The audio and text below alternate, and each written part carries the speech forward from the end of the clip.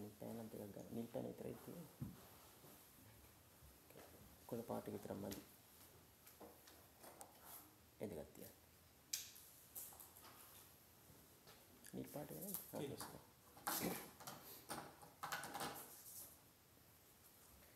නමස්කාර.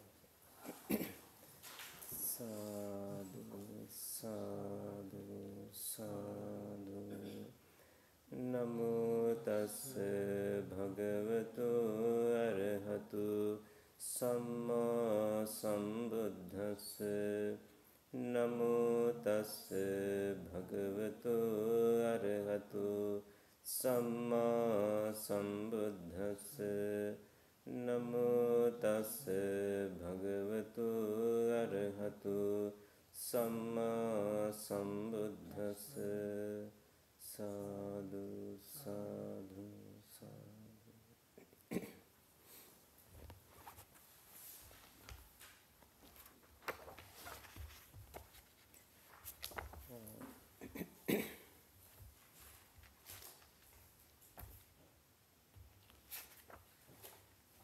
දැන් අපි එතකොට පටිසම්පාද සම්බන්ධයෙන් මූලික කරුණු ටික ඔක්කොම කළා, ඔක්කොම කියලා දුන්නා. ඒ කියන්නේ පටිසම්පාදයට සම්බන්ධ කරුණු තමයි කියලා දුන්නේ. ඒ කියන්නේ බේසික් එකට අවශ්‍ය කරන ඒ ඔක්කොම කරුණු ටික කියලා දුන්නා.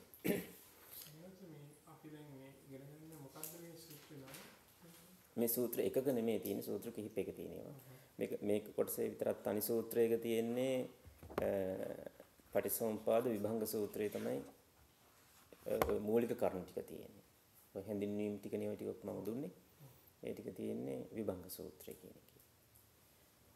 එතකොට ඒකෙදී නම් වල වචන වල අර්ථ පැහැදිලි කරන එක විතරයි කරන්නේ.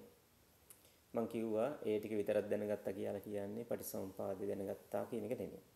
පටිසම්පාදේ කියන තාම මුකුත්ම කියලා දීලා නැහැ. ඇත්තටම කිව්වොත් පටිසම්පාදයට සම්බන්ධ වචන ටික තමයි මේ කියලා දෙන්නේ. මම කිව්වේ පටිසම්පාදේ ගැන තාම මුකුත් දන්නේ නැහැ.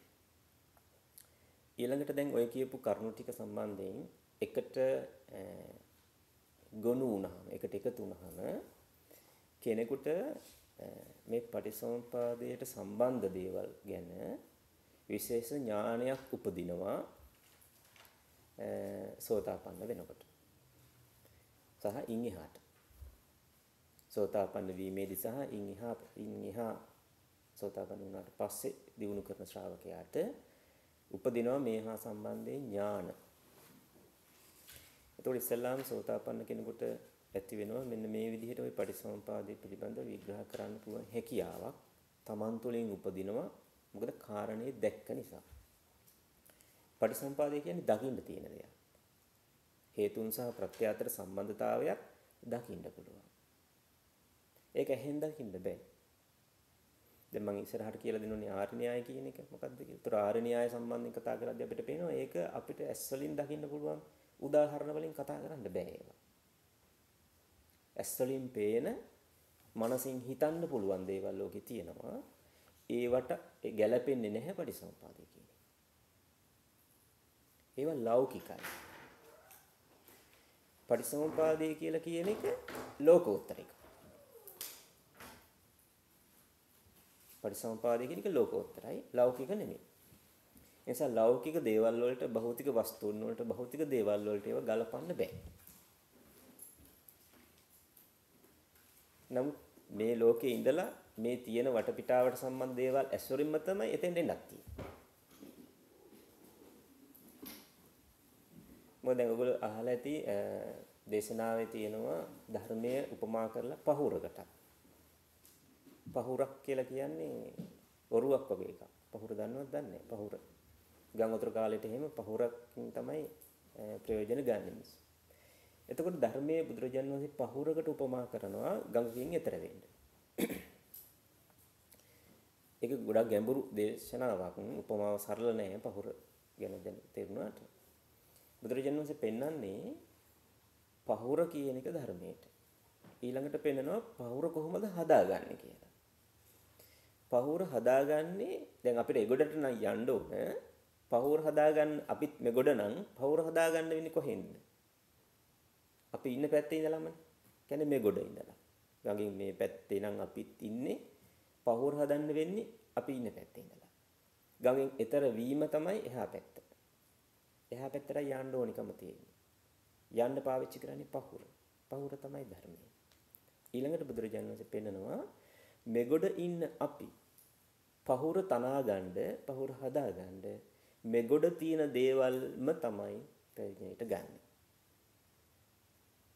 මෙගොඩ තියෙන ලී දඬු ලංකාව විදිහට ගත්තොත් කෙහෙල් බඩ, කෙහෙල් කොට, ඒ පඬරෙල් අරෝමියෝ, ඒ ලී කෑලි අරෝමියෝ මෙගොඩ තියෙන ඒවෙන් තමයි හදාගන්නේ. හදාගන්නේ පහුර. පහුර හදාගන්නේ ඊතර වීම පිණිස. හැබැයි පහුරත් අතහැරලා ඊතර වීමක් තියෙනවා. ඒ නිසා මේ ධර්මයෙන් කතා කරන සමහර දේවල් තියෙනවා මේ ලෝකයට ගැලපෙන්නේ නැහැ. ලෞකිකත්වයට ගැලපෙන්නේ නැහැ. ලෝකයට අයිති දේවල් සහ සම්බන්ධ වෙන්නේ නැහැ, ගැලපෙන්නේ නැහැ. හැබැයි ලෝකයේ තියෙන යම් මොකක් හරි එක සිද්ධියක් මුල් කරගෙන තමයි ස්ටෙප් බයි ස්ටෙප් මේක ගැඹුරින් ගැඹුරට යන්න තියෙන්නේ. ඒක නිසා මතක තියාගන්න පටිසමුපාදය කියන්නේ ලෝකෝත්තර ධර්මයකට අයිති එකක්. ඒක නිසා ඒක තේරුම් ගන්න අමාරුයි. හැබැයි දැන් අපි මේ කරන ක්‍රමයට කියලා දෙන ක්‍රමයට ටිකෙන් ටික දියුණු කරන්න පුළුවන්. හැබැයි දැන් මෙතනින් එහාට ගොඩාක් ගැඹුරු තැනකට තමයි අපි යන්නේ.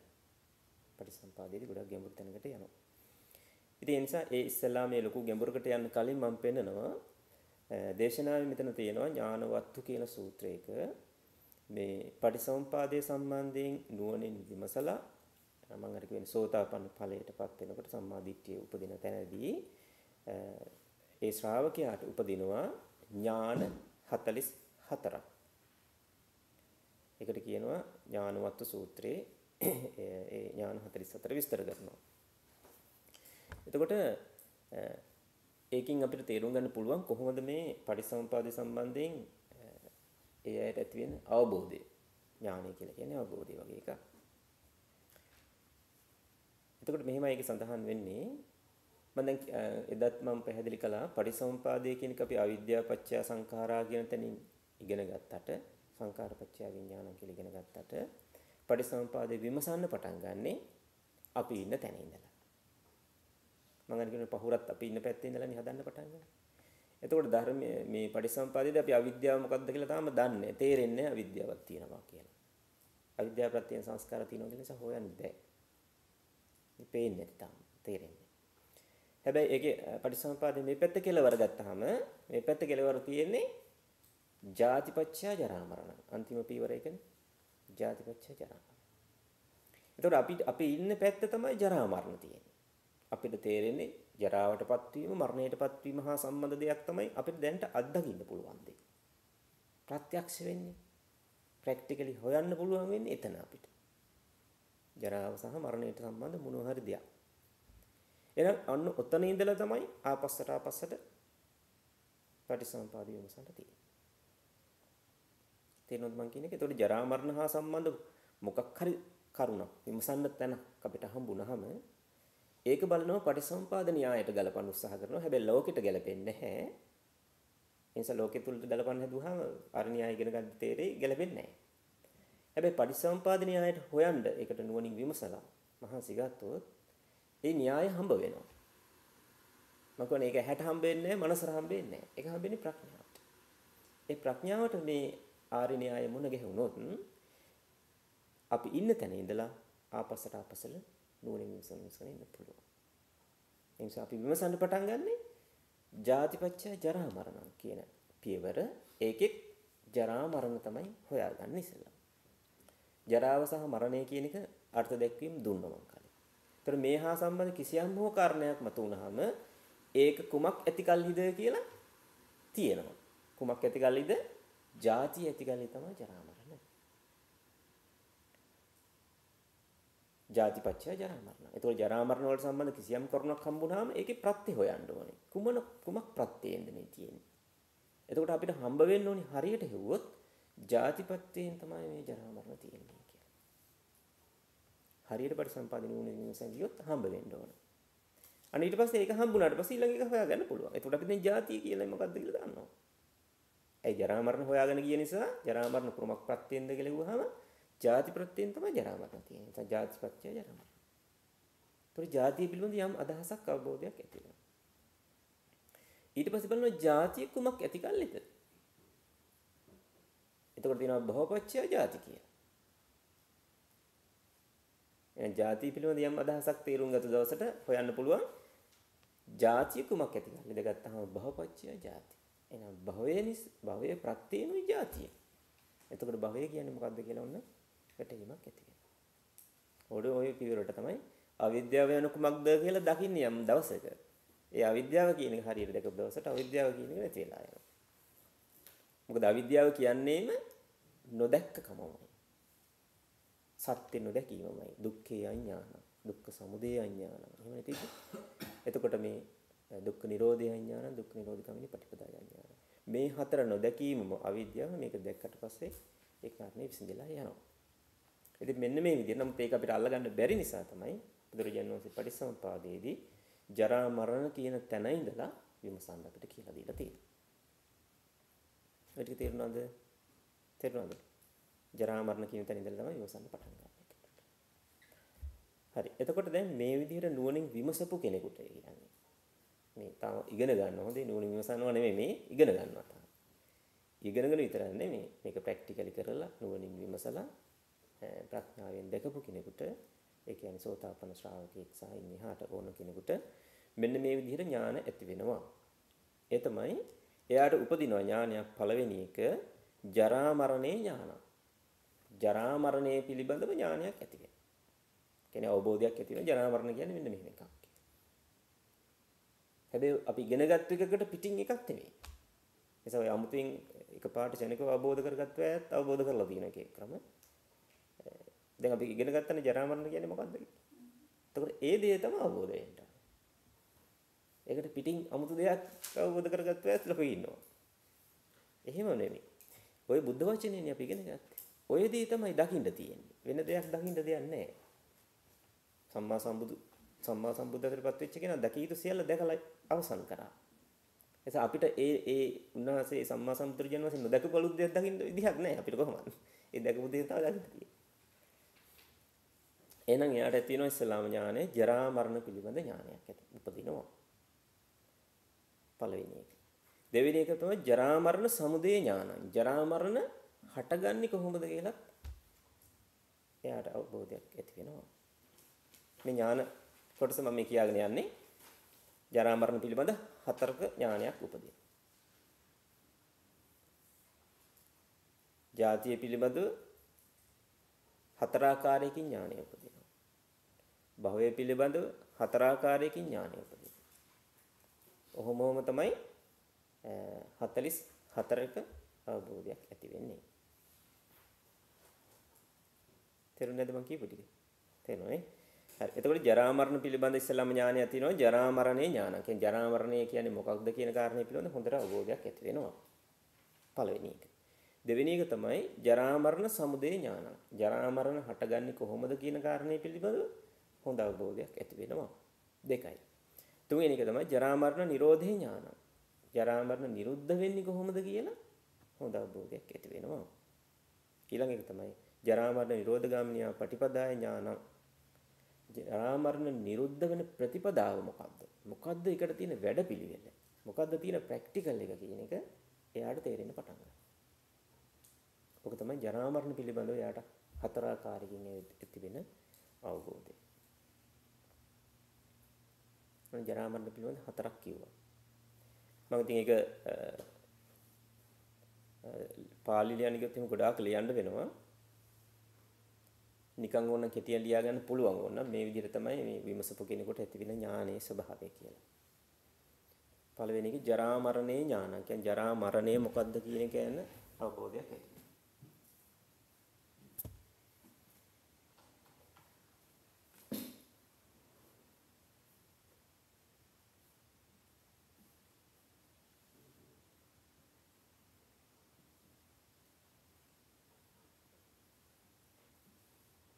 ජරා මරණේ ඥාන. කියන්නේ ජරා මරණය කියන්නේ මොකක්ද කියලා පිළිබඳ අවබෝධයක් ඇති වෙනවා. ජරා මරණේ ඥාන.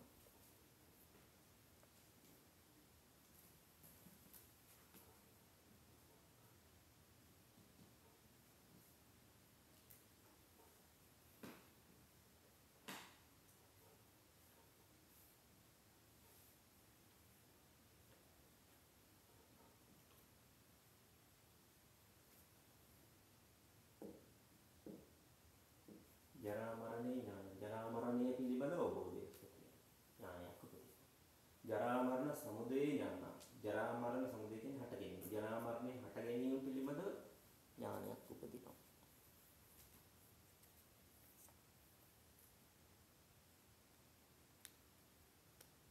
ඊළඟ ජරා මරණ නිරෝධේ ඥාන.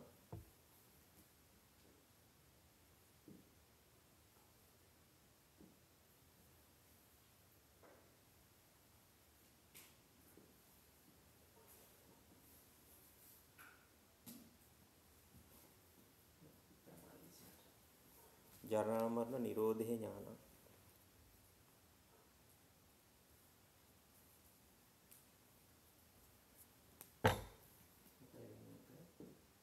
ඒ කියන්නේ ජරා මරණ නිරුද්ධ වීම පිළිබඳව ඥානයක් ඇති වෙනවා.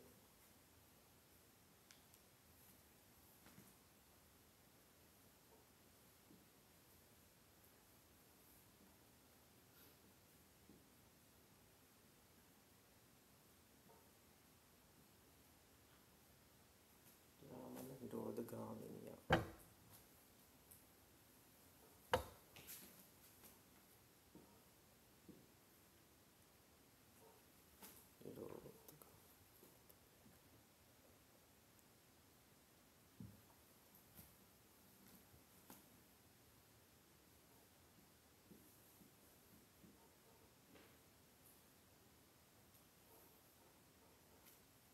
ජරා මරණ නිරෝධගාමිනිය ප්‍රතිපදාය ඥාන. ඔය ජරා මරණ කියන කාරණේ සම්බන්ධයෙන් ඔය හතර ආකාරයකට අවබෝධයක් ඇති වෙනවා.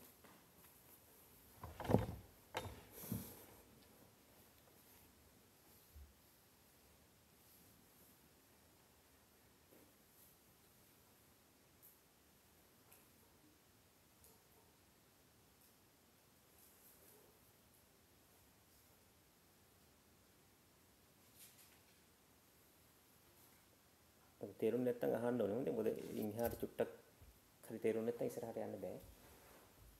අන්තිමට පොඩක් වෙනකන් සම්මත. ජරා මරණ ඥාන කියන එක වශයෙන්. මම මුලින්දලා ඒක කියන්නේ. හරිද මේ හතර ලිව්වනේ? හරි. එතකොට දැන් මේ තියෙන්නේ ජරා මරණ කියන කාරණය පටිසම්පාදයේ ඔස්සේ විමසගෙන යද්දී ඉස්සෙල්ලාම මම කිව්වා ජරා මරණ කියන එක තමයි අපිට හම්බ වෙන්නේ. ඒතර ජරා මරණ පිළිබඳව එයාට හරි අවබෝධයක් ඇති වුණොත් එයාට ඇති වෙන්න ඕනේ මෙන්න මේ විදිහටයි ජරා මරණ පිළිබඳව ඥානයක් උපදිනවා. ඒක තමයි පළවෙනි. ඊට පස්සේ ජරා මරණ සමුදය ඥානය. ඒ කියන්නේ ජරා මරණ හට ගැනීම පිළිබඳව අවබෝධයක් ඥානයක් උපදිනවා. තුන්වෙනි එක ජරා මරණ නිරෝධය ඥානය. ඒ කියන්නේ ජරා මරණ නිරුද්ධ වීම පිළිබඳව අවබෝධයක් නැත්නම් ඥානයක් උපදිනවා. හතරවෙනි එක ජරා මරණ නිරුද්ධ කරන ප්‍රතිපදාව. නිරුද්ධ වන කරන නෙමෙයි වන ජරා මරණ නිරුද්ධ වන ප්‍රතිපදාව පිළිබඳව අවබෝධයක් ඥානයක් උපදිනවා.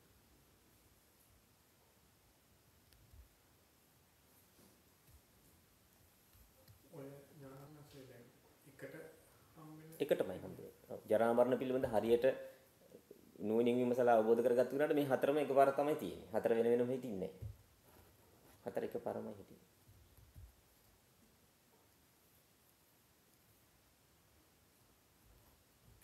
ඒක ඊට පස්සේ දැන් අපි හිතමු යම් කෙනෙකුට හම්බුණා කියලා හිතනවා කියලා. ඔව්. ඒක හම්බුණා කියලා හිතීමක් කවදාකවත් වෙන්න බෑ. ඒක හිතට ආපු සිතුවිල්ලක් විතරයි වුණා. හිතට ආපු සිතුවිල්ලකට රැවටෙන්නේ ප්‍රඥාවක් තියෙන කෙනාට. ප්‍රඥාවක් නැතිවීම නිසාමයි හිතට ආපු සිතුවිල්ල ප්‍රඥාව කියලා රැවටෙන්නේ.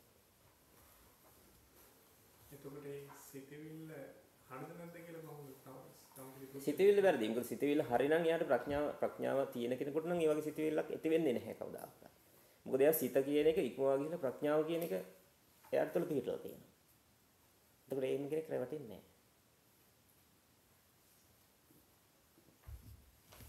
මග වරදින්නේ නැහැ කාටවත් එහෙම වුණාම.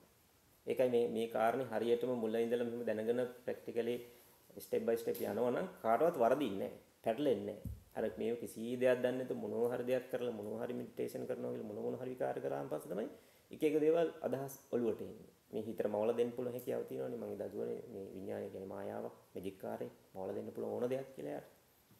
සායා විඥානයේ විසින් මවලා තියෙන දේ ඇත්තයි කියලා යා පිළිගන්න නිකන් ඉන්නේ. මොකද යාට ප්‍රඥාව කියන එකක් නැහැ. විඥානය කියන්නේ මොකද්ද කියලා තේරුම් ගන්න ප්‍රඥාවක් නැහැ. විඥානය කියන්නේ මැජික් කාර්යයක් කියලා තේරුම් ගන්න, විඥාණයෙන් තමයි මේක මවලා දෙන්නේ කියලා තේරුම් ගන්න ප්‍රඥාව තියෙන්නේ. නැත්නම් අර හිත විසින් හදලා දීපු දේ අල්ල ගන්නට ඔක්ක. මෙහෙම වෙන්නේ මේ ප්‍රඥාව උපදින කෙනාට. කවදාවත් මග වරදින්නේ නැහැ. නිසා ජරා මරණ සම්බන්ධයෙන් මෙන්න මේ විදිහට හතරාකාරයකින් ඥානය උපදිනවා. එතකොට යාට ජරා මරණ කියන්නේ මොකක්ද කියන කාරණේ ගැන හොඳ අවබෝධයක් තියෙනවා. ජරා මරණ හට ගැනීම පිළිබඳ හොඳ අවබෝධයක් තියෙනවා. ජරා මරණ නිරුද්ධ වෙන්නේ කොහොමද කියලා හොඳ අවබෝධයක් තියෙනවා. ජරා මරණ නිරුද්ධ වෙන ප්‍රතිපදාව. නිරුද්ධ කරන නෙමෙයි නිරුද්ධ වෙන එක පැසිව් වොයිස් එකෙන් තියෙන ඇක්ටිව් වොයිස් නෙමෙයි. පැසිව් වොයිස් එකෙන් එන්න ඕනේ ජරා මරණ නිරුද්ධ වෙන ප්‍රතිපදාව පිළිබඳව හොඳ අවබෝධයක් ඇති වෙනවා. මේකට සම්බන්ධතාවය මේ ප්‍රඥාවයි පිනයි අතර මොන වගේ සම්බන්ධයක්ද තියෙන්නේ? සම්බන්ධයක් තියෙනවා. ප්‍රඥාවයි පිනයි අතර සම්බන්ධයට වඩා බුදුරජාණන් වහන්සේ අපිට පෙන්වන තියෙන ප්‍රඥාවයි යෝනිසෝමනසිකාරය අතර සම්බන්ධය. තේරුණානේ? ප්‍රඥාවයි යෝනිසෝමනසිකාරය අතර සම්බන්ධය තමයි බුදුරජාණන් වහන්සේ පෙන්වලා තියෙන්නේ. මොකද යෝනිසෝමනසිකාරය කියන්නේ හරියට නිකන් ඉර උදාවට කලින් දෙන පොඩි එළිය වගේ කියනවා. කියන්නේ අරුණ සිංහලෙන් කියන්නේ. අරුණාලෝකේ. අරුණාලෝකේ ලැබිච්ච හැටි ඊළඟ ස්ටෙප් එක තමයි ඉර උදාව වීම. කියන්නේ කරවල උදේ පාන්දර රැය කරවල අවසන් වීගෙන යනකොට ඉර උදා වෙන්නත් අතරමැද්දේ තියෙනවා පොඩි එළියක්. ඉර උදා වෙලා නැහැ. ඒකට කියනවා අරුණාලෝකේ කියලා. අරුණාලෝකේ වගේ තමයි මේ යෝනිසෝමනසිකාරය. ඒකෙන් පස්සේ තමයි ප්‍රඥාව, ඒ කියන්නේ ඉර උදා වීම හා සම්බන්ධ. ඒ කියන්නේ බුදුරජාණන් වහන්සේ ප්‍රඥාව පෙන්නපු හැම තැනකදීම පෙන්වලා තියෙන්නේ ප්‍රඥාවට ආසන්නම කාරණේ යෝනිසෝමනසිකාරය කියලා. පින තියෙන තව මෙහි. ඊට පස්සේ යෝනිසෝමනසිකාරය කරන්නත් නිකම් බෑ. යෝනිසෝමනසිකාරය කරන්න අනිවාර්යෙන් යාට සද්ධර්ම ශ්‍රවණයයි කල්යාණ මිත්‍රයි හම්බෙන්න ඕනේ. කල්යාණ මිත්‍රෙක් නැතුව සද්ධර්මය ඇහෙන්නේ නැහැ කවදාවත්. තේරුණානේ? කල්යාණ මිත්‍රෙක් නැතුව සද්ධර්මය ඇහෙන්නේ නැහැ. ඒ නිසා සද්ධර්ම ශ්‍රවණය එතන තියෙනවා නම් කල්යාණ මිත්‍රෙක් ඉන්න ඕනේ. කල්යාණ මිත්‍රය එතන ඉන්නවා නම් සද්ධර්මය තමයි ඇහෙන්නේ. ඒතර කල්යාණ මිත්‍රයෝ කියන්නේ දුර්ලභ චරිතයක්. ලෝකෙ හැමතැනම. Taman දන්න දේ නෙමෙයි කියන්නේ බුදුරජාන් වහන්සේ දැකපු දේ කියලා දෙන කෙනා කල්යාණ මිත්‍රයා. ඒතර කල්යාණ මිත්‍රයයි සද්ධර්ම ශ්‍රවණයයි යම් තැනක තියෙනවා නම් එතන තමයි යෝනිසෝමනසිකාරය තියෙන්නේ. ඒ නිසා යෝනිසෝමනසිකාරයට එන ආසන්නම හේතුව කල්යාණ මිත්‍රයයි සද්ධර්ම ශ්‍රවණයයි. අන්න එහෙනම් කල්යාණ මිත්‍රයයි සද්ධර්ම ශ්‍රවණයයි ඇහෙන්න තමයි පිනෝදවන්නේ. තේරුණාද? කල්යාණ මිත්‍ර හැමෝටම මොන ගහෙන්නේ නැහැ. මිනිස් ලෝකේ හැමෝටම කල්යාණ මිත්‍ර මුණ ගැහෙන්නේ නැහැ. බෞද්ධ හැම දිනාටම කල්යාණ මිත්‍ර මුණ ගැහෙන්නේ නැහැ. බෞද්ධ හැම දිනාටම සද්ධර්මයේ හරියට ඇහෙන්නේ නැහැ. නිසා මනුස්ස ලෝකෙට එන්න පින තියෙන්න ඕනේ. මනුස්ස ලෝකිනුත් මිත්‍යා දෘෂ්ටි වලින් ගැලවිලා සාමාන්‍ය නමට හරි බෞද්ධ වෙලා ඒ යම් පරිසරයක හරි තියෙන්න ඕනේ.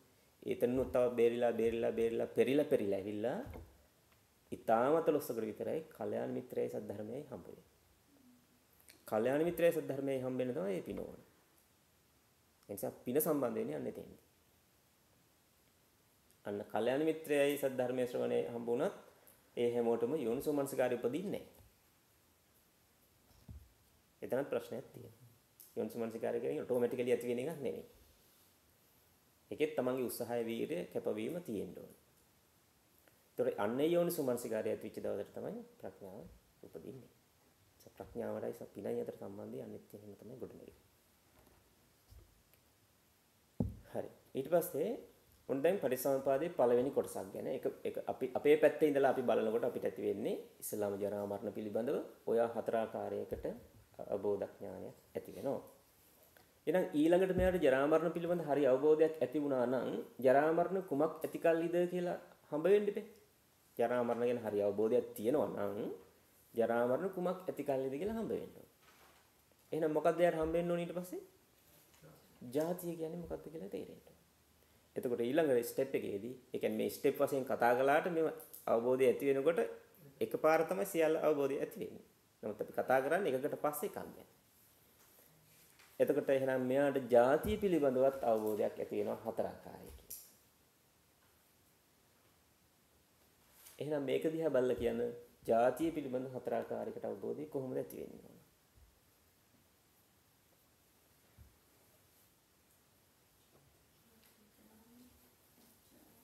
එතකොට ඉස්සෙල්ලාම ඇති වෙන්න ඕනේ ජාතිය පිළිබඳව අවබෝධ ඥානය. ඊට පස්සේ ඇති වෙන්න ඕනේ ජාතිය හට ගැනීම පිළිබඳව අවබෝධ ඥානය. ඊට පස්සේ ඇති වෙන්න ඕනේ ජාතිය නිරුද්ධ වීම පිළිබඳව අවබෝධ ඥානය. ඊට පස්සේ ඇති වෙන්න ඕනේ ජාතිය නිරුද්ධ වන ප්‍රතිපදාව පිළිබඳව අවබෝධ ඥානය. ඔය විදිහට ජාතිය පිළිබඳව හතර ආකාරයකින් යාට අවබෝධය ඇති වෙනවා. ඊට පස්සේ මොකද වෙන්නේ? දැන් ඊටු ටික මම ලියන්නේ නැහැ පාලියෙන් සිංහලෙන්. මොකද පාලි උච්චාර ගොඩාක් ලියන එකේ තේරුමක් නැහැ. සිංහල ටික ලියන්න ඕගොල්ලෝ ලියා ගන්න. ඊට පස්සේ මෙහෙම තමයි වෙන්නේ කියලා.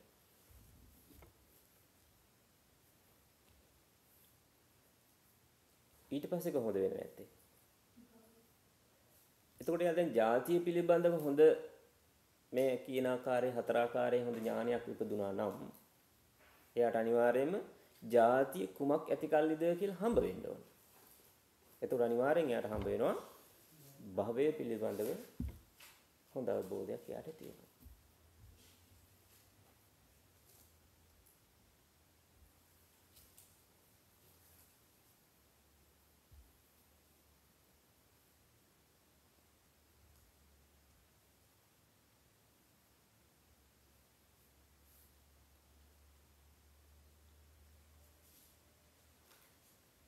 එනවා කියන බන් ජාතිය පිළිබඳ හතර ආකාරයක කොහොමද වෙන්නේ?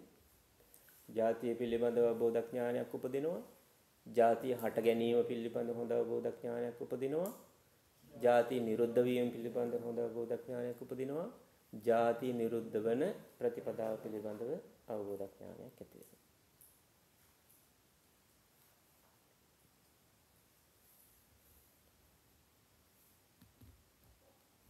ඒ විදිහට යාට තේරුණාම යාට තේරෙනවා ජාතිය කුමක් ඇතිගල්ලිද? භවය ඇතිගල්ලි. එහෙනම් ඊට පස්සේ භවය පිළිබඳවත් යාට හොඳ අවබෝධයක් ඇති වෙනවා. ඒ භවය පිළිබඳව හතරාකාරයකට ඥානය උපදිනවා. භවය පිළිබඳව අවබෝධ ඥානයක් උපදිනවා. භවයේ හට ගැනීම පිළිබඳව හොඳ අවබෝධ ඥානයක් උපදිනවා.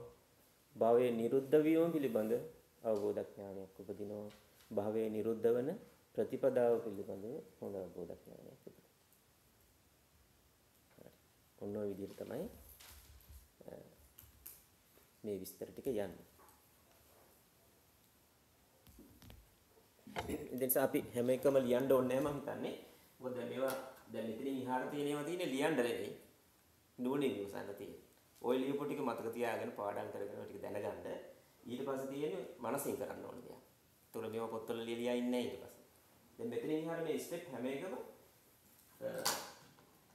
ඔබ බලන්න ඕනේ ගිහිල්ලා ඊට පස්සේ. දැන් මේ ජරා මරණ සම්බන්ධයෙන් මේ එක හතරක් තියෙනවා. ඊට පස්සේ ජරා මරණ තියෙන ජාති සම්බන්ධය. ජාති සම්බන්ධයෙන් මේ වගේ හතරක් ලියා ගන්න ඕනේ. ජාතිය ඇති වෙන්නේ භවය. භවය පිළිබඳවක් තියෙනවා හතරක්. ඊට පස්සේ ඇති වෙනවා උපාදානය. උපාදානය වෙන්නේ හතරයි. ඔහොම හතර වරක් 11ක් වෙනවා මෙතන. 11 සරක් 4යි 44යි කියලා ඥාන 44ක් තිබෙනවා. ඒ ඉතින් 44ම අපි ලියන්න ඕනේ නැහැ. දැනට මේ යන රටාව අඳුරගන්න. ඊට පස්සේ ඔය එකින් එක පොත්වල තියෙන කරුණු ටික මතක තියාගන්න. ඊට පස්සේ පොත් නැතුව පොත් පැත්තකින් තියලා හොඳට විමසලා බලන්න මේ එකින් එක කොහොමද මේ ඥාන හතරක් කෙනෙකුට ඇති වෙන්නේ කියලා.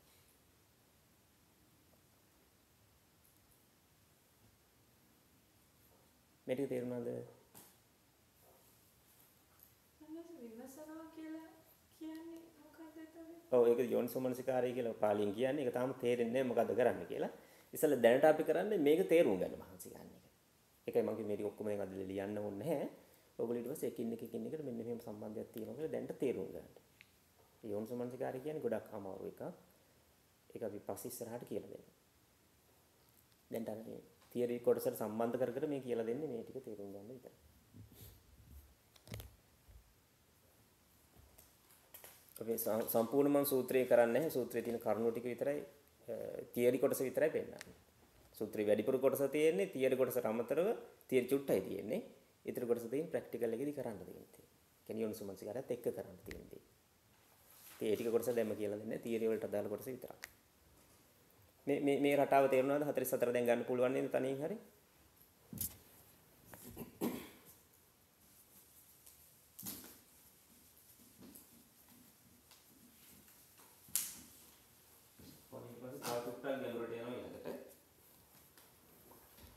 ඊළඟ සූත්‍රයේදී තියෙන්නේ ඒ කලින් කලේ අපි ඥානවත්තු සූත්‍රය තමයි 44ක් ආකාරයකට ඥාන උපදින ආකාරය විස්තර කරන්නේ. ඔයගොල්ලෝ පොත් තියෙනවා නම් ගෙවල් වල ගිහින් බලන්න පුළුවන්. ඊළඟට තියෙන්නේ ဒုတိ ය ඥානවත්තු සූත්‍රය.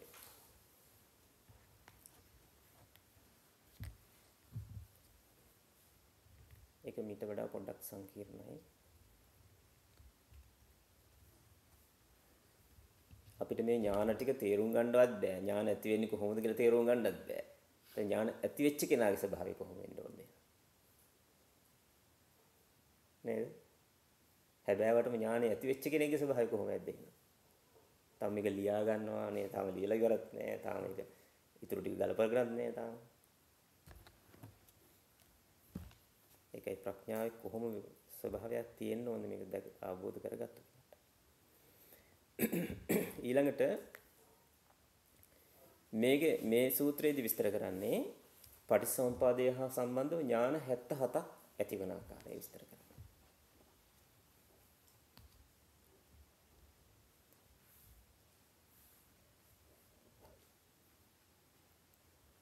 ඥාන 77ක් ඇතිවන ආකාරය මේක විස්තර කරනවා. මෙන්න මේ සූත්‍රයෙන් හරියට තේරුම් ගත්තොත් මේ පටිසමුපාදය කියන එක මේ අතීතයට වර්තමානයට අනාගතයට කියලා බෙදන්න බෑ කියන එක තේරුම් ගත්තා. සමහර තැන්වල සමහර අයගේ බණවල දේශනවල හැමතැනම තියෙන්නේ මෙහෙම මුලින්ම තියෙන්නේ අවිද්‍යාව. නැත්නම් අවිද්‍යාව පත්‍ය සංඛාරා. මේ ටික දානවා වෙනම. ඊට පස්සේ විඥානය තියෙන්නේ. ඔව් විඥානය. ඊට පස්සේ නාම රූප. විඥාන පත්‍ය නාම රූප, නාම රූප පත්‍ය සලආයතන. සලආයතන පත්‍ය පස්සෝ, පස්ස පත්‍ය වේදනා. තණ්හා. තණ්හා පත්‍ය උපාදාන, උපාදාන පත්‍ය භව. මෙන්න මේ ටික දෙන්න. ඊට පස්සේ තියෙන්නේ ජාති. භව පත්‍ය ජාති. ජාති පත්‍ය ජරා මරණ. ඔන්නෝ තමයි ගොඩාක් තැන්වල විස්තර තියෙන්නේ.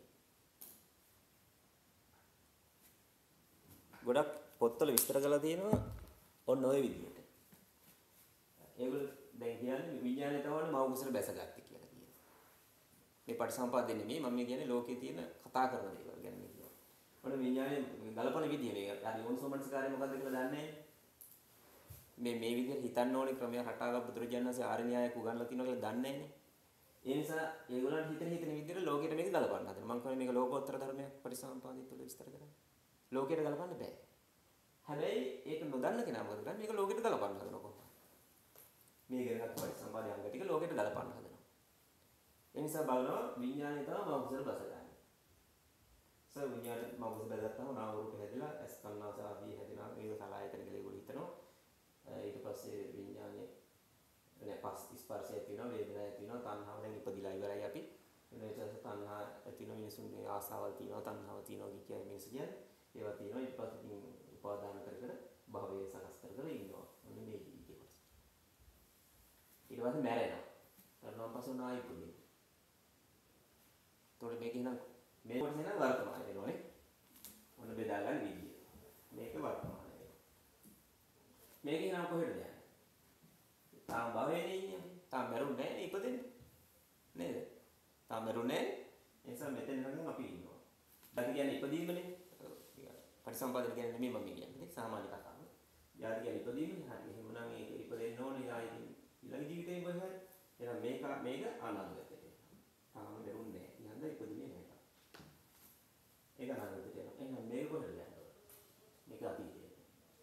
එහෙනම් අතීතයේදී විච විද්‍යා සංස්කාර නිසා විඥානය මෞලික දෙකකට කියන ඔන්න මේක මේ ලෝකයේ කතාව වෙන කතන්දරයට මේ විදිහට පටිසම්පාදේ කතා කරන්න උත්සාහ කරනවා. ওই විදිහට ගලපන්න බෑ පටිසම්පාද. ওই විදිහට බෑ කියන එක මේ සූත්‍රයෙන් තාම පැහැදිලිව පෙන්නනවා. ඔහොම තමයි පටිසම්පාද ලෝකේ හැමතැනම කතා කරන්නේ. මොකද පටිසම්පාද කියන්නේ ආර්ය න්‍යායයට ගලපන්න ඕන එකක් මිසක් ලෝකයට ගලපන්න තියෙන දෙයක් නෙමෙයි.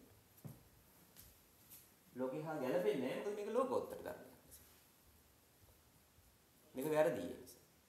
ඔය විදිහට තමයි අතීතේ කොටසක් බෙදලා වර්තමානයේ තව කොටසක් බෙදලා අනාගතයට තව කොටසක් බෙදලා. අහෝ තමයි පරිසම්පාද ගොඩක් තැන්වල විස්තර කරන්නේ. දැන් ඔහොම ගියාම අපිට කවදාකවත් ජාතිය කියන එක හම්බ වෙන්නේ නැහැ. ඒක අනාගතේ කවදා හරි තියෙන්නේ. මේ ජීවිතය අවබෝධ කරගන්න බෑ මේ ප්‍රශ්න උඩට. මේ අවිද්‍යාව කවදාවත් දකින්න වෙන්නේ නැහැ. අතීතයේද විච එකක්.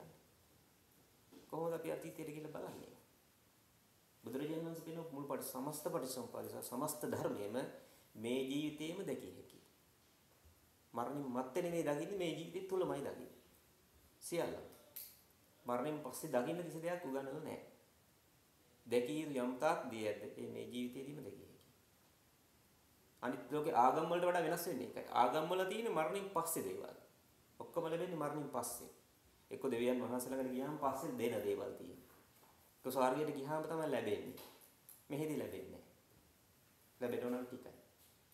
බුදුරජාණන් වහන්සේගේ ධර්ම විශේෂත්වය තමයි මේ ලෝකයේදීම මේ ජීවිතයේදීම ලැබිය හැකි යම් තාක් ඒ දේවල්ද අංග සම්පූර්ණ සියල්ලම ලැබෙනවා මේ ජීවිතේ. මරණින් මත්තේ 아무තු දෙයක් ලැබෙන්නේ නැහැ. නිසා මේක වැරදි මේ රටාවට යන්න බෑ.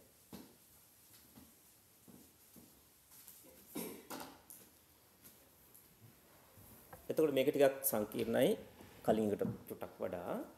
එතකොට මේකේ තියෙන්නේ ජාතිපච්චය ජරා මරණන්ති ඥාන. ඒ කියන්නේ ජාති ප්‍රත්‍යයෙන් තමයි ජරා මරණ කියන කාරණේ පිළිබඳ අවබෝධයක් ඇති වෙනවා. බලන්න හත තේරුම් ගන්න පුළුවන්ද කියලා. කියන්නේ ජරා මරණ සම්බන්ධයෙන් හතක් තියෙනවා. මේ විදිහට 77 හැදෙන්නේ ජරා මරණ සම්බන්ධයෙන් 7යි. ඊට පස්සේ ජාතිය සම්බන්ධයෙන් 7යි. භවය සම්බන්ධයෙන් 7යි. 7 11 77යි. මේ විදිහට තමයි ඥාන 77 හැදෙන්නේ. ඒතර ජාතිය සම්බන්ධයෙන් කලින් ඥාන 4ක් අපි කියන ගත්තනේ. දැන් මේක 7ක් තියෙනවා. මේක වෙනස් ටිකක්. මේකේ තියෙන්නේ ජාතිපච්චය ජරා මරණන්ති ඥාන. ජාතිය ප්‍රත්‍යයෙන් ජරා මරණ තියෙනවා කියන කාරණේ පිළිබඳව අවබෝධ ඥානයක් උපදිනවා. ජාති ප්‍රත්‍යයෙන්ුයි ජරා මරණ. ඊළඟට තේරුම් ගන්නවා ජාතිය නැති කල්ලි ජරා මරණ නැහැ. දෙකයි. ජාතිය ප්‍රත්‍යේනුයි ජරා මරණ 1. ජාතිය නැති කල්ලි ජරා මරණ නැහැ. 2. ඊළඟට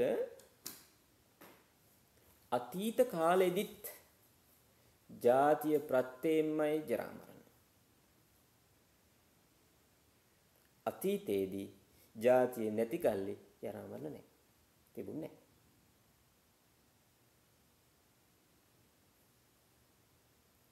අනාගතයේදී ජාති ප්‍රත්‍යයෙන්මයි ජරා මරණ. ජාතිය නැති කල්ලි ජරා මරණ නැහැ. 6ක් කියනවා. බලන්න මේ 6 වෙන් කරගන්න පුළුවන්ද කියලා.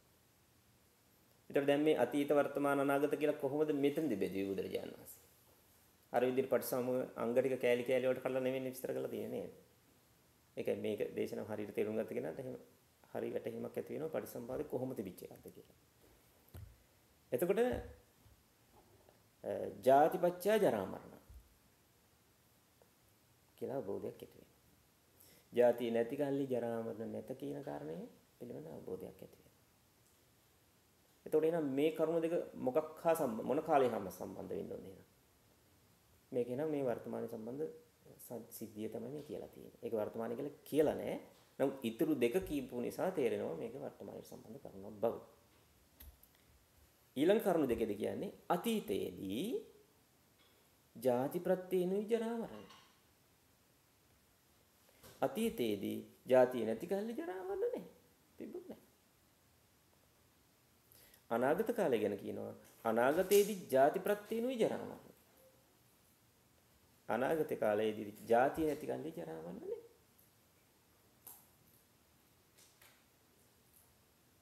ඔය හය තේරුණාද? ගත්ත විදිහ. ඥාන ටික ලැබෙන විදිහවත් අපිට තේරුම් ගන්න නේ ඉතින්ලා. ඥානෙ කවද ලැබෙද්ද නැහැ. මෙන්න මෙහෙමයි මේ සම්බන්ධය හැදෙන්නේ කියලා. එතකොට ඒක දැන් මේක ලියන්න ගියොත් එimhe සෑහෙන ලොකු විස්තරයක් ලියන්න වෙනවා. පාලිත් එක ලියන්න ඕනද නැත්නම් සිංහලෙන් විතරක් ලියමුද? මොකද කරන්නේ? පාලි ඕන මට ලියන්න පුළුවන්. අර දිගට ලියන්න ඕනේ. කොටස් තුනකට බෙදලා ලියන්න පුළුවන් නම් ගොඩක් හොඳයි ඉතින්. ඔව් දැන් අර මං හැදුවා වගේ. එතකොට අර හත එන විදිහ හරි පැහැදිලි එතකොට. මොකද ඉස්සෙල්ලාම කියලා තියෙන ජාතිපත්‍ය ජරා මරණ ඥාන. දැන් මේ පැත්තයි තියලා මැද්දේ තමයි නම් මේක ලියන්නේ.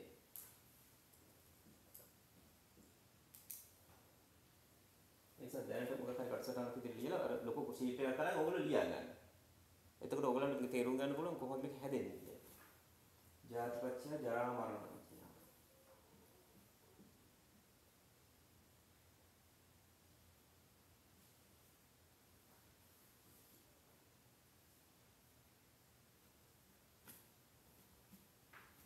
පුංචි ලිවීම මොකද ඊටු ටික මට කොහොමද ලියන්නත් ඉන්නේ නැහැ බෝඩ් එකේ ලියනකොට.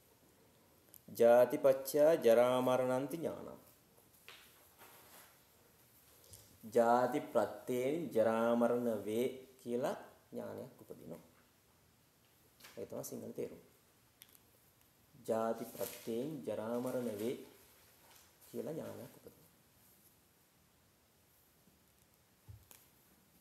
මේ 1 2 3 කියලා මේ ගණන් ලියන විදිහට ධර්මයේ ලියන්නේ නැහැ. නමුත් මේ තේරුම් ගන්න විතරයි මම මේ 1 2 3 කියලා ලියන්නේ. හොඳේ. ලක්කන් දාන්නේ මේ ධර්මයේ ඉගෙන ගන්න.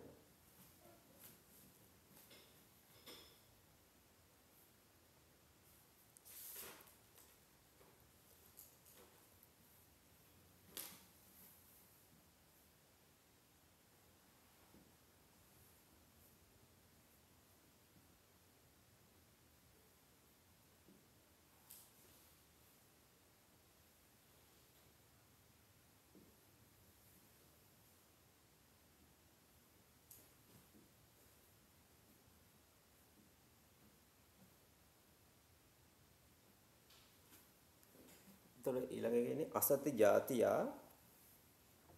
අසති ජාතියා නත්ති ජරා මරණන්ති ඥාන. නත්ති ජරා මරණන්ති ඥාන.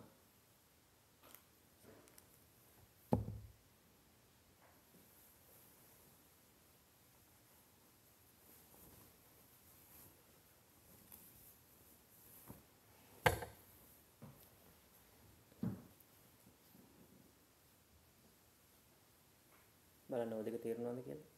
පළවෙනි එක ජාතිපච්චය ජරා මරණන්ති ඥාන. ජාතිය ප්‍රත්‍යයෙන් ජරා මරණ වේ කියන කරුණ පිළිබඳ ඥානයක් උපදිනවා. පළවෙනි එකේ තේරුම. දෙවෙනි එකේදී කියන්නේ අසති ජාතිය. අසති කියන්නේ නැති කල්ලි, ජාතිය කියන්නේ ජාතිය. ජාතිය නැති කල්හි ජරා මරණ නැතයි කියලා කරුණ පිළිබඳව අවබෝධ ඥානයක් ඇති වෙනවා. ජාතිය නැති කල්හි ජරා මරණ නැතයි කියලා අවබෝධ ඥානයක් උපදිනවා.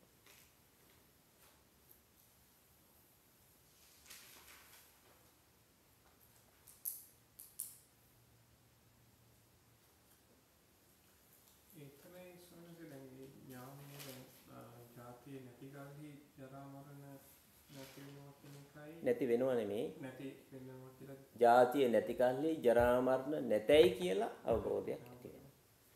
ඒකේ ජරා මරණ හට ගැනීම ඥානෙ නෑ ඒ දෙක සම්බන්ධ නෑ. ඒ දෙක සම්බන්ධ නෑ. මේ රටාවේදී මේ හත ගැන කියන්නේ.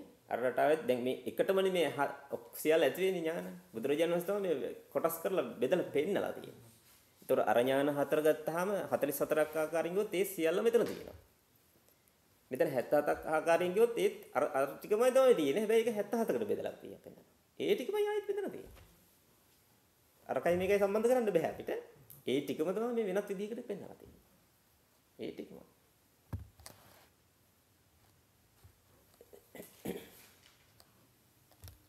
දෙවෙනි එකේ තේරුම හරියද බලන්න. පළවෙනි එකේ තේරුම ජාති ප්‍රත්‍යයෙන් ජරා මරණ වේ යන්න පිළිබඳව අවබෝධඥානයක් උපදිනවා. දෙවෙනි එක ජාතිය නැති කල්හි ජරා මරණ නැත කියලා අවබෝධඥානය ඇති වෙනවා. ඔක තමයි ඒක වර්තමානය කියලා නෑ බුදුරජාණන් වහන්සේ. හැබැයි ඒක වර්තමානයට සම්බන්ධ බව පේනවා. ඊට පස්සේ කියන්නේ අතීතය කියලා. නේ? ඔව් අතීතය කියලා.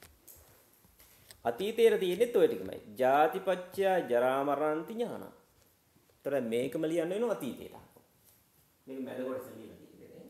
දැන් ඔයගොල්ලෝ මේ අතීතයේ මේ පැත්ත. මේ කැලම හොව මේ පැත්ත ලියන්න අතීතය. අතීත කාලය කියලා මේ ටික හොව මේ පැත්තට දාන්න. මේ ටික උගන් මේ අතීත කාලය.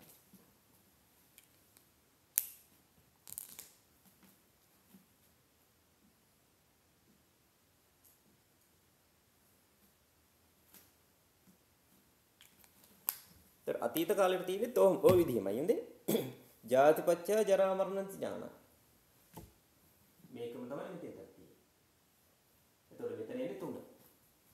හතක් වෙන විදිහ පෙන්නන්න ඕනේ. මේක තමයි මෙතෙන්ට තියෙන්නේ. ජාතිපච්චය ජරා මරණ ඥාන. ඒක අතීත කාලෙටත් එහෙම විදිහටමයි කියනවා තිබ්බේ. කියන්නේ එතකොට ලියන්න ඕනේ ජාතිය ප්‍රත්‍යයෙන් ජරා මරණ වේ කියන කාරණේ අතීත කාලෙදිත් එහෙමයි කියලා ඥානයක් උපදිනවා. තේරුණාද ලියාගන්න වෙන්නේ? ඉස්සෙල්ලා අරග ලියාගන්න පාලියක 3 කියලා.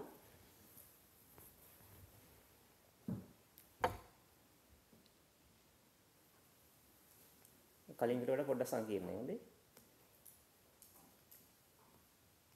ඊට තුන්වෙනි එක එන්නේ පාලියෙන් තියෙන අතීතාම්පි අද්ධානං ජාතිපච්චය ජරා මරණන්ති ඥානං. ඒ කියන්නේ අතීත කාලයේදීත් ජාතිය ප්‍රත්‍යයෙන් ජරා මරණ වේ කියලා ඥානයක් උපදිනවා. නැත්තම් ජාති ප්‍රත්‍යයෙන් ජරා මරණ වේ කියලා අතීත කාලයේදීත් එසේ වන්නේ කියලා ඥානයක් උපදිනවා. දැන් අතීතයේදීත් එහෙම තමයි තිබ්බනම්. දැන් අපිට අපේ අතීතය කියන එක අපි තාම දන්නේ නැහැ. දැකලා නැහැ. අපි දන්නේ කොහේ හිටියද කොහේ ඉඳලා ආවද කියලා. හැබැයි මොන ජීවිතයක් හරි අපිට අතීතේ තිබ්බනම් ඒ තිබ්බේ කාලෙත් තිබ්බේ ජාතිකත්වයෙන් තමයි ජරාට තිබ්බේ. එහෙනම් ඒ අතීතය කියලා හොයන්න දෙයක් තියනවද? ඉතින් වර්තමානයේ ජාතිකත්වයෙන් ජරා මරණ දැක්කනම් අතීතයට ගිහිල්ලා හොයන්න දෙයක් තියෙනවා. අතීතයේ තිබි ජාති ප්‍රත්‍යයෙන් ජරා මරණම තමයි. ඒක හොයන්න දෙයක් නැහැ. දැන් හැම බෙලන් තියෙන්නේ. හොයන්න දෙයක් තියනවද? ඉතිරි වෙලා නැහැ. අතීතේ හාරාර උස හොයන්න දෙයක් ඉතිරි වෙන්නේ නැහැ. අනාගතයටත් ඕකම කියනවා. එහෙනම් අනාගත ලෝකෙක කොහේ හරි ගිහිල්ලා ඉපදිලා කොහේ හරි තැනක් අමුතු තැනකට ගිහිල්ලා ආයි බලන්න ඕනද ජාති ප්‍රත්‍යයෙන් ජරා මරණ තියෙන කියලා. හොයන්න දෙයක් නැහැ. දැන් දැකලා ඉවරයි. එසයාට අතීතයේ පිළිබඳ අමුතුවෙන් අත්දැකීමක් ලබන්න ඕනේ නැහැ කියලා උගන්වන්න ඕනේ නැහැ. අතීතයෙන් ගත හැකි 아무තු දෙයක් නැහැ කියලා එයා දන්නවා. අනාගතේනොත් ගත හැකි 아무තු කිසිම දෙයක් නැහැ කියලා දන්නවා. ඒක අතීතයට සෝ අනාගතයට ඇලීම අන්න අත්හැරෙනවා ශ්‍රාවකයන්. එයා අත්හැර ගන්නව නෙමෙයි අත්හැරිලාම යනවා. අල්ලන්න කිසිවක් ඉදිරි වෙන්නේ නැහැ. වර්තමානයේ සත්‍ය දකිමින් යනකොට වර්තමානයේ අල්ලන්න කිසිවක් ඉදිරි වෙලා යන්නේ නැහැ. ඊට පස්සේ නිවෙන්න. බොරුවක් මත ඉඳලා බොරුව අවසන් වුණාම ඉතින් නිවිලා අවසන් වෙනවා. නිසා මේ දර්ශනයේ අතිශයින්ම ගැඹුරු දර්ශනයක්.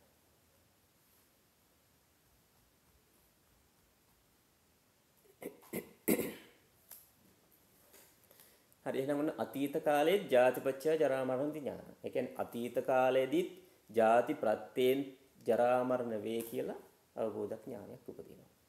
ඒතර අතීතයට ගිහිල්ලා නෙමෙයි මේක බලුවේ. වර්තමානයේදී ඒක දකින්නේ. මේ ජාති ප්‍රත්‍යයෙන් ජරා මරණ පිළිබඳ කොච්චර හොඳ අවබෝධයක් ඇති වෙනවද කියනවා නම් ඒක අතීතයේදීත් එහෙම තමයි තිබ්බේ කියලා දැකීමේ හැකියාවක් තියෙනවා. අතීතයට යන්න ඕනේ නැහැ. ආයි උපදිනකන් ඉන්න ඕනේ නැහැ. ආයි උපදිනකන් ඉන්න ඕනේ නැහැ. ඊළඟ ජීවිතේ කොහොමද කියලා තේරුම් ගන්න. දැන් අපි දන්නේ නැහැ තාම ඊළඟ ජීවිතේ අපි කොහේ උපදීද කොහොමද කියලා නේ. නමුත් මේ විදිහට දිනු කරන කෙනාට අනාගතය පිළිබඳව යන්න ඕනේ අනාගතයට. අනාගතය වෙන්නේ මෙහෙමයි කියලා දැකීමේ හැකියාව තියෙනවා. ඒකයි මම කිව්වේ මේක හිතට දකින්න බෑ මේක ඇස් වලට දකින්න මේක ප්‍රඥාවෙන් දකින්න. දැන් රහතන් වහන්සේ ඔහොම ගිහිල්ලා අන්තිමට ඔයගොල්ලෝ අහලා තියෙනවා. අන්තිමට රහතන් වහන්සේ කියන්නේ මේ පටිසම්පදාය සම්පූර්ණ නිදහස් වෙච්ච කෙනා. මේ පටිසම්පදාය වැඩපිළිවෙලින් සම්පූර්ණයෙන්ම නිදහස්. ඒ කෙනා නිදහස් වෙච්ච ගමන් ප්‍රතිඥා දෙන්නේ කීන ජාති. ජාති අවසන්. වසිතම් බ්‍රහ්මචාරියන් බ්‍රහ්මචාරිය කියන්නේ නිවන් මාර්ගයේ හැසිරලා සම්පූර්ණ ඒකත් ඉවරයි. කතං කර්මියන් කලීත හැමදේමත් කළා ඉවරයි. නාපරං ඉත්තත් හයාති පජානාති ආයි මත්තේ ඊට පස්සේ දැන් මට කරන්න කිසිම දෙයක් ඉතුරු වෙලා නැහැ. ලෝකේ වැඩ ඉවර කරපු කෙනෙකුට ඉන්නේ රහතන් වහන්සේ විතරයි. ඒකත් මේ බුද්ධ ශාසනය තුළ විතරයි හැම කෙනෙක් නිර්මාණය බිහි වෙන්නේ. ඉන් මෙහා තියෙන අනෙත් හැම ආගමකම හැම දර්ශනයකම තියෙන්නේ ඊට පස්සේ ගිහිල්ලා කරන්න දෙයක් තියෙනවා හැමෝටම. කරලා ඉවර වෙච්ච කෙනෙක් මේ ලෝකේ නැහැ වෙන කවුරු. ඇයි ඉවර වෙන්නේ? අනාගතය සම්බන්ධයෙන් කළ යුතු හැමදේම දැන් අත්දැකලා ප්‍රත්‍යක්ෂ කරලා ඉවරයි. අමුතුවෙන් කරන්න කිසිවක් ඉතුරු වෙලා නැහැ. අතීතය සම්බන්ධයෙන් හොයලා බලන්න හරි ආසාවක් තිබ්බනම් ගිහිල්ලා බලන්න හරි ආසාවක් තිබ්බනම් හැම දෙයක් සම්බන්ධයෙන්ම සර්ව ප්‍රකාරයෙන්ම අතීතය පිළිබඳ හදාarලා අවසానයි. අනාගතය පිළිබඳ හදාarලා අවසానයි. වර්තමානයේ පිළිබඳ ප්‍රත්‍යක්ෂ අවබෝධයක් තියෙන වර්තමානයේ අලුත් කිසිව දෙයක් නැහැ අත්දැකිය යුතු. හැමදේම අත්දැකලා ඉවරයි. දැන් මොකද කරන්නේ? කලිත සියල්ල කරලා ඉවරයි කියන නිසා.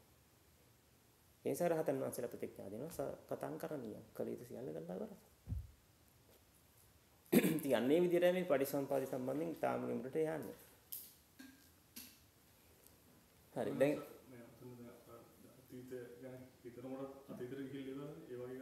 ඔව් අතීතයේ අරමුණක්වත් එන්නේ නැහැ ඊට පස්සේ ගන්න අවශ්‍ය නැහැ. කියන්නේ හිතන්න බැරි කමක් නැහැ. හිතන්න පුළුවන්. නමුත් අපි හිතන්නේ හැමතිස්සෙම එකට ඇලිලානේ. අතීතයේ මොකක් හරි කාරණයකට ඇලීමක් ඇතුව තමයි අපි ඔය හිතන්නේ. අනාගත කාරණයක් හිතන්නේ අනාගත කාරණයකට ඇලිලා. අපිට ඒක ඇලිලා බවවත් ඇලිලා තියෙන බවවත් තාම තේරෙන්නේ නැහැ. මොකද වර්තමානයේනේ තදින් ඇලිලා තියෙන්නේ. වර්තමානයේ මත පිහිටලා තමයි අනිත් පැත්තට ඔලුව දාන්නේ. මේ පැත්තට ඔලුව දාන්නේ. මෙතන තමයි බේසික් මුල් බැහැගෙන ඉන්නේ දැන්ට. හැබැයි අර ඒටත් තියෙනවා මේකත් ඇලෙනවා. ඉතින් වර්තමානයේ නිදහස් වීගෙන යනකොට අරවත් නිදහස් වෙනවා. ඒතර කොහෙටවත් මේ ඇලීමක් ඇති වෙන්නේ නැහැ. දැන්ට අපිට ඒවට ඇලෙනවා කියලා තේරෙන්නේ නැහැ. නමුත් අපිට තේරෙන්නේ අතීතයේ අවධානය යොමු කළාම අතීත දේවල් මතක් වෙනවා කියලා විතරයි. හොඳ හෝ නරක හෝ පින්පව් ඕනම දෙයක්. ඊට සම්බන්ධ නැති ඕනම දෙයක් වුණා. ඒක තමයි අපිට තේරෙන්නේ. නමුත් රහතන් වහන්සේගේ ස්වභාවය එහෙම නෙමෙයි. අතීතය ඕන සිහි කරන්න පුළුවන්. නමුත් ඒකට සම්බන්ධ නැහැ. වර්තමානයේ ඕන දෙයක් කතා කරන්න පුළුවන්. වර්තමානයේ කිසිම දෙයකට සම්බන්ධයක් නැහැ. අනාගතය ගැන ඕනම දෙයක් බලන්න පුළුවන් බලන්න හැකියාව තියෙන අයට හැබැයි ඒකට කිසි දෙයකට සම්බන්ධයක් නැහැ. ඒකට සම්බන්ධ නැහැ. වෙන් වෙලා තියෙන්නේ. බලන්න හැකියාව තියෙනවා කියන විශ්වාසය දැන් ඒක හැම රහතන් වහන්සේටම එහෙම හැකියාවක් නැහැ. ඒක විශේෂයෙන් දිනු කරපු හැකියාවක් තියෙන අයට විතරයි. මොකද රහතන් වහන්සේලාට උපදින්නේ මේ ආර්ය සත්‍ය හතර පිළිබඳව ප්‍රඥාවෙන් සම්පූර්ණ කරනවා. කලිත සියල්ල කරලා අවසන් කරනවා. ඉතින් රහත් වුණාට පස්සේ කිසි කෙනෙක් අතීතයේ 아무තු දෙයක් බලන්න ඕනේ කියලා කිසි දෙයක් දිනු කරන්නේ නැහැ. මොකද කතං කරණී කලිත සියල්ල කරලා ඉවරයි. ආය ආසාවක් උපදින්නේ බලාපොරොත්තුවක්. අලුත් දෙයක් දකින්න අලුත් දෙයක් දැනගන්න කිසිම දෙයක් නැහැ. ඉගෙනගෙන අවසන් කළා කියන එකයි ඒක තේරෙන්නේ. ලෝකෙ ඉගෙනගෙන අවසන් කරපු කෙනෙක් වෙන නැහැ නේ. කිසිම ශාසනයකත් නැහැ කිසිම ධර්මයක ආගමක වෙනවක් නැහැ. ඒ හැමෝම නොදන්න දෙයක් තියෙනවා. සහ තව ඉගෙන ගන්න බලන්න හොයන්න දෙයක් අලුත් දෙයක් තියෙනවා. හරි අපෝ මේකට එමු. ඊට පස්සේ ඔන්න දැන් අතීත කාලයේදී ජාතිපච්චා ජරා මරණන්ති ඥානං කියන්නේ අතීත කාලයේදී ජාති ප්‍රත්‍යයෙන් තමයි ජරා මරණ කියලා අවබෝධ ඥානයක් උපදිනවා. ඊට පස්සේ අතීත කාලයේදී හතරවෙනි ගර්ග හතරවෙනි අතීත කාලයේදී අසති ජාතිය නත්ති ජරා මරණන්ති ඥානං. හතරවෙනි මේක එතකොට අතීත කාලෙදිත් මේක තමයි මෙතන තියෙන්නේ හතර. ඒතර අතීත කාලෙදි ජාතිය නැති කල්හි ජරා මරණ නැතයි කියලා අවබෝධ ඥානයක් උපදිනවා. අතීත කාලෙටත් එහෙම අවබෝධයක් තියෙනවා. අතීත කාලෙට ජාතිය නැති කල්හි ජරා මරණ තිබුණේ නැහැ. ජාතිය නැත්තම් අතීතයේදි ජරා මරණ එදා තිබුණේ නැහැ. කියලා දැන් තමයි ඒක දකින්නේ. අතීතයට ගිහිල්ලා දකින්නේ නැහැ. දැන් දකින්න පුළුවන් ඒක. එහෙම එකක් තිබුණේ නැහැ. ඒ ඉස්ලාම අවබෝධය තියෙන වර්තමානයේ මේ ඥානය තමයි ඉස්ලාම පොදී. මේක ඇතිවෙනවත් එක්කම අතීතය බැලුවාම අතීතයේ ජාතිය ඇති කල තමයි ජරා මරණ තියෙන්නේ. ජාතිය නැති කල්ලි ජරා මරණ තිබුණේ අතීතයේදී කියලා දැන් වර්තමානයේ දකින්න පුළුවන්. ඒතර මෙතන ඥාන දෙකක් එතකොට. තේරුණාද? අතීත කාලේ තියෙන්නේ මේකමයි. වෙනස තියෙන එක අතීතයේදී. අතීතයේදී ජාතිය නැති කල්ලි ජරා මරණ නොවුණු බව ඥානයක් උපදිනවා. ඒක පැහැදිලි නැද්ද? තේරුණා නේද? තේරුණා නැද්ද? ඔව් තේරුණා නැද්ද?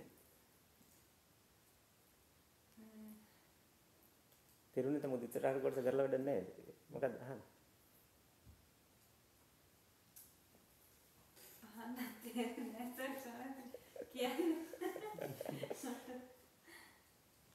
තේරෙන විදිහෙන් හරි අහන්න ඕනේ නැත්තම් බෑ ඒක. මම මට තියෙන ඩවුට් එක තමයි. ඔව්.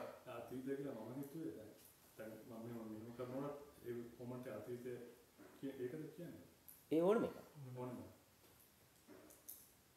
මොකද පස්සේ ඊළඟ ස්ටෙප් එකේදී යනවා මේ විදිහට කාල තුනට බෙදන්න බෑ කියලා මේක. ඔව්. පරිසම්පාදේ. ඒ නිසා අපිට මේ මොහොතට කලින් තිබිච්ච ඕනම අවස්ථාවක් අතීතය ගන්න පුළුවන්. අතීත ජීවිතයක් ගැන හිතන්නත් පුළුවන්. අතීතය කියවහම මේ මොහොතට කලින් ඕනම අවස්ථාවක්. අනාගතය කියන්නේ මේ මොහොතට කලින් එන්න ආපු නැති ඕනම අවස්ථාවක්. අතීත ජීවිතය ගැන මම මේ උදාහරණයකට කිව්වේ. මොකද බුදුරජාණන් වහන්සේ කියන්නේ අතීතය කියලා විතරයි කියන්නේ. දැන් එකයි ඒ දෙක වෙනස් කියන්නේ සමහරවිට. ඒ දැන් තීරණාව මේක මෙහෙමයි කියලා. ඔව්. අතීතය අනාගතය ඒ දෙක වෙනස් කියන්නේ. ඒ දෙක වෙනස් කියලා නෙමෙයි ඒකෙත් එහෙම විදිහමයි තිබ්බේ කියලා දකින්නේ. දැන් තියෙන විදිහටම තමයි අතීතෙත් තිබිලා තියෙන්නේ. නැත්තම් දැන් සෝතාපන්න කෙනාට අතීතේ මම හිටියද මම කොහොම කෙනෙක් වෙලා හිටියද ඇත්තටම මම අතීතේ හිටියද නැද්ද? ඒ කියන්නේ අතීතය කියලා විතර අදහස් වෙන්නේ කලින් ජීවිතයක් සම්බන්ධයෙන්. මම හිටියද නැද්ද දන්නේ මම කොහොම කෙනෙක් විදිහට හිටියද දන්නේ. අන්න ඒ විදිහට අමුතු අදහස් උපදිනවා. ඒ එකක්වත් උපදින්නේ මේ විදිහේ වර්තමානයේ අනුසාරයෙන් අතීතේ දැක්කට පස්සේ. වර්තමානයේ අනුසාරයෙන් අනාගතේ දැක්කට පස්සේ එහෙම අදහසක් උපදින්නේ. ඒ සැකකුස් නැති වෙලා යනවා. මොකද සෝතාපන්නයේ සක්කාය දිට්ඨි විචිකිච්ඡාව නැති වෙලා යනවානේ. සීලබ්බත පරාමාසත් නැති වෙනවා. විචිකිච්ඡාව නැති වුණා කියන්නේ මොකුත් නැහැ. ඊට විදිහට ඥානයක් උපදිනවා ඒ නිසා අතීතේ කරුණු සම්බන්ධයි. මේ උපද්දව ගන්න දේවල් නෙමෙයි ඇති වෙන ඥානයේ ස්වභාවය මේ කියන්නේ. මෙච්චර පළල් වූ මෙච්චර ගැඹුරු ඥානයක් උපදිනවා කියන එකයි ඔය පෙන්නන්නේ. සෝතාපන්න වීමදී මේ කතා කරන්නේ. ඉන්හිහායවත් නෙමෙයි. ඉන්හිහාට මේව තව ඊට වඩා පැහැදිලි වෙනවා හොඳට.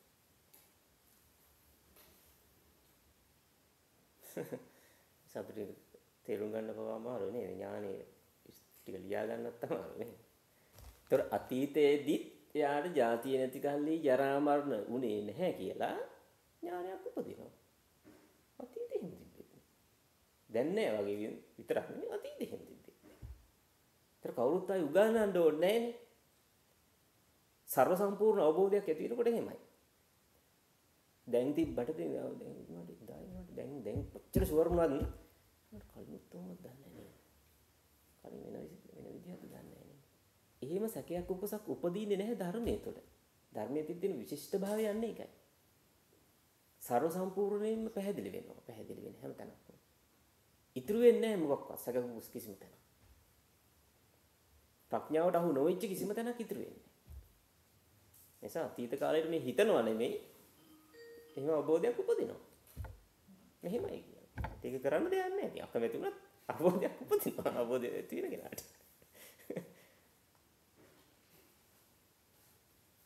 හරි. ඊට පස්සේ අනාගතය සම්බන්ධයෙන් අනාගතයේදීත් ওই විදිහටමයි ජාතිපච්චය ජරා මරණන්ති ඥාන.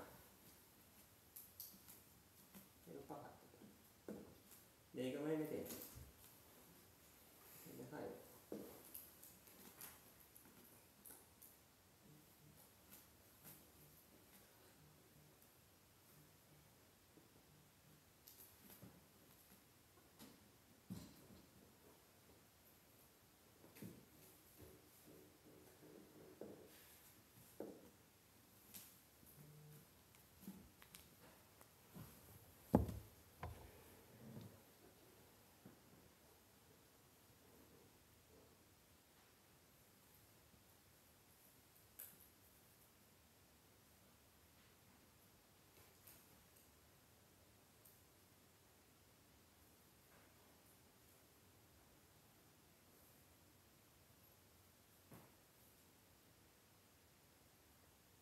අද මේ ටික ඉවර කරමු. මොකද ලබන සතියත් මට කරන්න බැරි වෙනවා. ලබන සතිය මම පින්කමකට වඩින්න තියෙනවා. ඒ නිසා දැන් මේක ඉවර කරමු.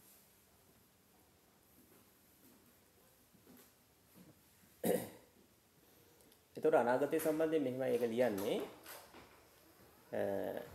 පාළියේ තියෙන්නේ අනාගතම්පි අද්ධානං ජාතිපච්චා ජරා මරණන්ති ඥාන. අතීත කාලයේදී ජාතිය ප්‍රත්‍යයෙන්මයි ජරා මරණ වෙන්නේ. ඒ පිළිබඳයි ප්‍රශ්නයක් ඇති වෙන්නේ නැහැ. මොකද දැන් ඒක දැක්ක නිසා අතීතයේදීත් ඒක එහෙමමයි වෙන්නේ කියලා අතීතයේවත් දකිනවා. අනාගතයේදීත් ඒක එහෙමමයි වෙන්නේ කියලා අනාගතයේත් ඒක දකිනවා. එච්චරයි වෙනස.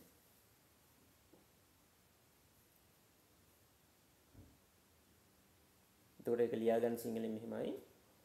අනාගත කාලයේදීත් ජාති ප්‍රත්‍යයෙන්මයි ජාති ප්‍රත්‍යයෙන් ජරා මරණ වන්නේ යයි ඥානයක් උපදින. පස්වෙනි එක. හයවෙනි එක ලියාගන්න මෙහෙමයි. අනාගත කාලයේදී ජාතිය නැති කල්හි ජරා මරණ නැතයි කියලා අවබෝධ ඥානයක් උපදින. අනාගත කාලයේදී ජාතිය නැති කල්හි ජරා මරණ නැතයි කියලා අවබෝධ ඥානයක්.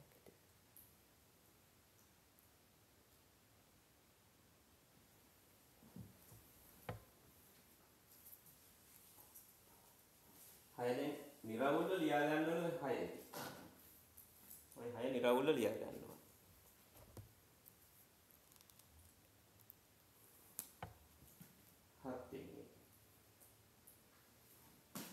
හත්වෙනි එක මේ කාල තුන සම්බන්ධයෙන් යෙදෙන්නේ නැහැ.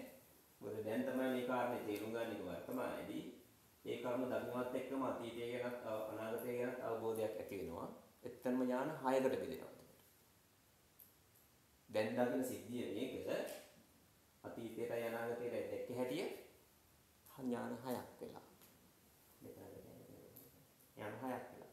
හත්වෙනි ඥානෙදි තියෙන්නේ බලන්න මේ ධර්මයේ තියෙන ස්වභාවයේ විශිෂ්ටත්වය කියන්නේ ඒ ලෝකේ වෙන කොහෙවත් එහෙම සඳහනක් නැහැ.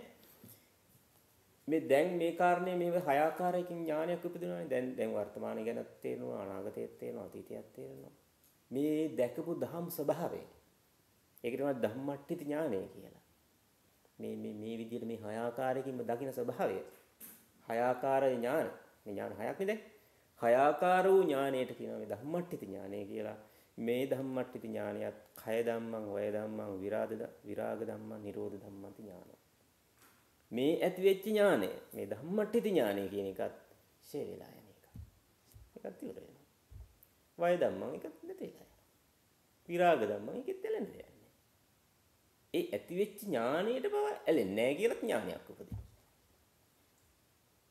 එහෙම නැත්නම් ඒක මගේ වෙනවනේ නැත්නම්. දැන් මොකක් හරි අපි කැමතිනේ අපිට ලැබෙන දේ මගේ වෙන්න නේද? රස්සාව මගේ වෙනවා, ගේ මගේ වෙනවා, වාහනේ මගේ වෙනවා, අනිත් ලැබෙන හැමදේම ලැබෙන උගත්කම පවා මගේ වෙනවනේ හැමතිස්සෙම. මෙතන ලැබෙන අවබෝධ ඥානය ඒක මගේ වෙන්නේ. ඒක නැති වෙලා යන එක. ඒක ඉවර වෙලා යන එක. විරාග ධම්මං ඒ ඇති වෙන අවබෝධයට ඇලෙන්නේ නැහැ. දැන් ඉතින් අපි ඩිග්‍රියක් හම්බුණා කියලා. ඒක මටනේ හම්බුනේ. එතකොට ඒක ආසාවක් උපදිනව නේද? ඒක සතුටින් අපි පිළිගන්නව නේද? මේක එහෙම වෙන්නේ නැහැ. ඒ ඇති වෙච්ච ඥාණයටවත් ඇලෙන්නේ නැහැ. නිරෝධ ධම්මන්ත ඒකත් නිරුද්ධ වෙලා යන ස්වභාවයෙන් යුක්තයි කියලා ඥානයක් උපදිනවා. ඒක හත්වෙනි ඥානය. එතකොට බලන්න මේ සෝතාපන්න ශ්‍රාවකයා සහ ඉන්හා ශ්‍රාවකයා සම්බන්ධයෙන් කොහොම වැටහීමක් පිටින් බලන කෙනෙකුට තියෙන්නේ. ඒතර එහෙම ඒ කෙනාගේ ස්වභාවය කොහොමද කියලා අපිට හිතා ගන්න බෑ නේද?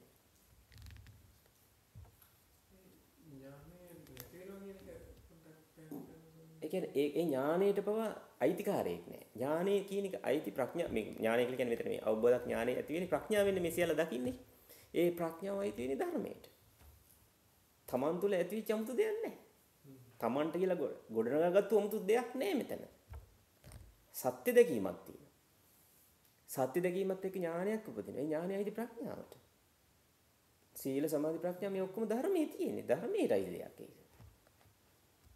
තමන්ටයි දෙන්නේ මොකක්ද? අපි හැමදේම මේක කියන්නේ ලෝකෝත්තර ධර්මයක් ලෞකිකයට ගැලපෙන්නේ නැහැ කියලා මම කියවනේ. ලෞකිකත්වයේ තුල ලෝකයේ තුල අපි හැමතිස්සෙම කරන්නේ මට දෙයක් ඇති කරගන්න. ඕනම දෙයක් Tamanට ඒක රාශී වෙනවා. Taman වටේ ගොනු වෙනවා. Tamanට එකතු වෙනවා. ලෝකෝත්තර ධර්මයේ එහෙම නැහැ. හැමදේම ඉවත් වෙනවා. ඉවත් වෙනකොම බය හිතෙන්නත් පුළුවන්. ඒ ලෞකික තුල ඉන්න අපිට එහෙම ස්වභාවයකට බය හිතෙන්න පුළුවන්. නමුත් ඇත්ත ස්වභාවය තුල එහෙම ඇලෙන්නේ නැහැ. ඒ වේගද වෙනවීමක් තියෙනවා. නිරුද්ධ වෙන ස්වභාවයක් තියෙනවා. ඒ ප්‍රඥාව ධර්මයටයි. අපිට අයිති නැහැ ඒක. දැන් මහා පොළොවත් අපිට අයිති නැහැ කියලා දැන මිනිස්සු කොච්චර රණ්ඩු වෙනවද කියන්නකො ඉඩකඩම් වලට. මහා පොළොව කවුද අරන් ගිහලා තියෙන ලෝක ඉතිහාසයේ. මැරෙනකොට කවුරුත් අරන් ගිය කෙනෙක් ඉන්නවා. මේ සාමාන්‍ය ලෝකෙට මේ හිත ඒ කියන්නේ අපේ මනසට තේරුම් ගන්න පුළුවන් දෙයක් නේ ඒක. ප්‍රඥාවට ඕනේ නැහැ ඒක තේරුම් ගන්න. ප්‍රඥාවක් අවශ්‍ය නැහැ. මනසට තේරුම් ගන්න පුළුවන් මහා පොළොව මරනකොට අරන් යන්නේ නැහැ කියලා. අරන් ගියපු කෙනෙක් නැහැ. ඒ වෙන මහා පොළොව රණ්ඩු වෙන්නේ නැති ජීවත් වෙලා ඉන්නවා. ඒකම තමයි. ඉතින් ඒක ලෝකයේ තුල තියෙන දෙයක්. මේක ලෝකෝත්තර ධර්මයකට වඩා ගොඩාක් සංකීර්ණ ගොඩාක් ගැඹුරු. මේ උපදින ඥානයේ පවා මගේ වෙන්නේ නැහැ. මගේ කරගන්නේ නැහැ නෙමෙයි. මගේ වෙන්නේ නැහැ. ඕනනම් මගේ දෙයක් නැහැ. ඉතින් මට අයිති නැහැ නේ. ඉතින් ඔක වැඩක් නැහැ නේ කියලා හිතලා. එහෙම හිතලා තරන්න පුළුවන්. එහෙම නෙමෙයි. ඒක ඒ ධර්මයේ තියෙන ස්වභාවය, ඒ ඥානයේ තියෙන ස්වභාවයම තමයි ඒ ඥානයේ තමන්ගේ නොවන බව. ඒකත් ඥානය. ඒ තමයි හත්වෙනි ඥානය. ඒක තේරුම් ගන්න හරිය අමාරු ඒ නිසා. ඒ නිසා මේ උපදින ධම්මට්ඨිත ඥානය කය ධම්ම, වය ධම්ම, විරාග ධම්ම, නිරෝධ ධම්ම මේකත් නිරුද්ධ වෙලා යන ස්වභාවයෙන් යුක්තයි. ඒ කියන්නේ ධර්මයේ තියෙන ඇති කල්ලි තමයි මේ ඥානෙ උපදිනේ. ඒක නැති වෙච්ච ගමන් නැති වෙලා යනවා. ඒ සියල්ලම එහෙම වෙච්ච නිසා සහ වෙන නිසා තමයි නිවෙන්නේ. මොකක් හරි චුට්ටක් ඉතුරුලා තිබ්බනම් නිවෙන්නේ නැහැ. ප්‍රඥාවටත් අඩුවනේ ඇලිලා තිබ්බනම් නිවෙන්නේ නැහැ. රහතන් වහන්සේ කියන්නේ නිවිච්ච කෙනා. නිවෙන්නේ. ඒකවත් ඇති වෙන්නේ නැහැ. ඒක ලේසි ස්වභාවයක් නෙමෙයි. ඒ නිසා අමාරු දේවල් කල්පනා කරන්න යන්න එපා. අපි පුළුවන් තැනින් අපි ඉන්න තැනින් ඉස්සරහට පටන් ගමු තේරුම් ගන්න. හත්වෙනි එක එහෙනම් මෙහෙම ලියා ගන්න. ඒක පාලියෙන් ඕන ලියා ගන්න පුළුවන් අපි ලියමු. යම් පිස්සතන් ධම්මට්ඨිති. ගොඩක් ලියන්න තියෙනවා.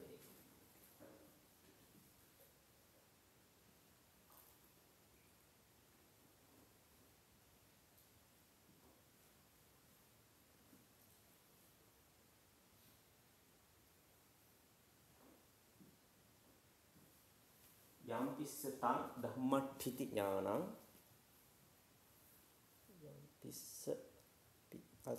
යම් පිස්සතං ධම්මට්ඨිති ඥානං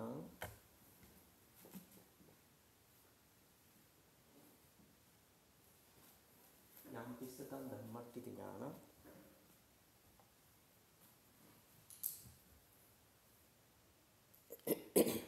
තම්පි කය ධම්මං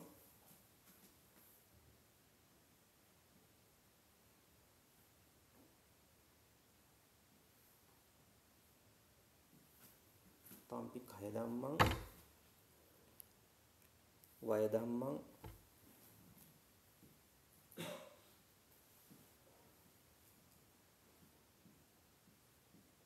විරාග ධම්මං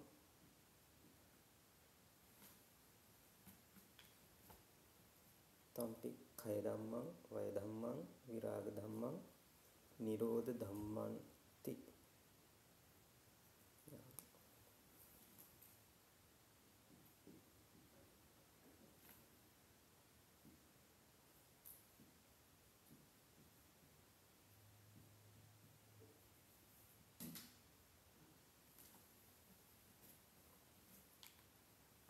ඔය තමයි හත්වෙනි ඥානය. ඔය එකකට තමයි ඔය හතක් කිව්වද? ජරා මරණ, ජාතිපච්චය ජරා මරණ කියන කරුණු සම්බන්ධයෙන් ඥාන හත තියෙනවා.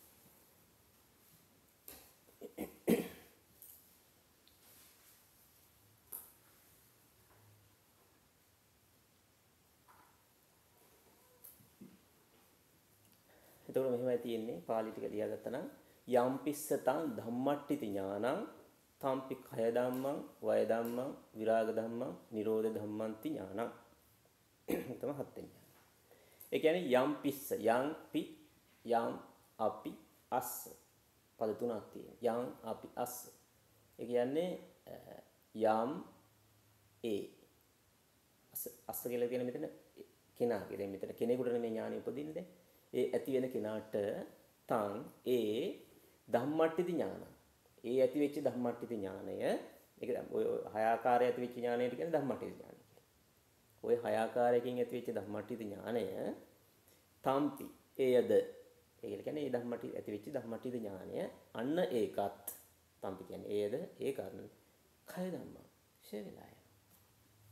ඒකත් ඉවර වෙන එක. ඒක ස්ථිරව එකක්වත් ඒක නිත්‍ය එකක්වත් ඒක මගේ කරන්න පුළුවන් එකක්වත් එහෙම ගන්න නෙමෙයි. ඒකත් නිතරයි. වය ධම්මං ඒක වැය වෙලා යනවා. විරාග ධම්මං ඒකට ඇලෙන්නේ නැහැ. තමන් හිතලා ඇලෙන්නේ නැහැ නෙමෙයි. ඒක අලව ගන්නවත් බෑ. ඒකට ඇලෙන්නේ නැහැ. ඇලෙන්න හැදුවත් ඇලෙන්නේ නැහැ. නමුත් එහෙම වෙන්නේ නැහැ මම කියන්නේ. එහෙම වෙන්නේ. ඒකේ ස්වභාවය තමයි ඒක තමන්ට ඇලෙන්නේ. ඒක ඈත් වෙනවා. ලං වෙන්නේ. මගේ කරගන්න බෑ. නිරෝධ ධම්මන්ති. ඒක නිරුද්ධ වෙලා යන ස්වභාවයක් තමයි. ඒකත් ඉතිරි වෙනවා. එහෙම නැත්නම් පස්සේ ස්ථිර දෙයක්, නිත්‍ය දෙයක්, ස්ථිර දෙයක් ඉතිරි වෙනවා ඊට පස්සේ. ඒක එකම එකක්වත් ඉතිරි වෙන්නේ නැහැ. නැත්නම් නිත්‍ය වූ ඥානයක් හරි තියෙන ධර්මයේ තුල. අනිත්‍ය අනිත්‍ය කියලා ඔයගොල්ලෝ වචන වලින් අහලා තියෙන ධර්මයේ තුල කතා කරනවා නේද? නිත්‍ය වූ ඥානයක්වත් නැහැ. ඒකත් නැති වෙලා. ඒකත් ඒ මොහොතේම තමයි තේරුම් ගන්න ඕනේ. මේක සෝතාපන්න වෙන්නේ වුණොත් ඒකත් නැති වෙලා යනවා කියලා ඒ මොහොතේම තේරුම් ගන්නවා. එහෙමනම් ඔයගොල්ලෝ හිතන්න සෝතාපන්න වෙනකොට ආඩම්බර වෙන්න කාරණයක් උපදීද? මම දැන් සෝතාපන්න. නෑ. එහෙම ඥානයක් ඇතුණා නේ යම් මොහොතකද ඒකත් ෂේ වෙලා යනවා කියලා ඥානයක් උපදිනවා. එහෙනම් සෝතාපන්න කෙනෙක් කියන්නේ කොහොම කෙනෙක්ද කියලා ඔන්නෝයෙන් හිතලා තේරුම් ගන්න ඕන. කොහොම ස්වභාවයක් වෙන්න ඕනේ.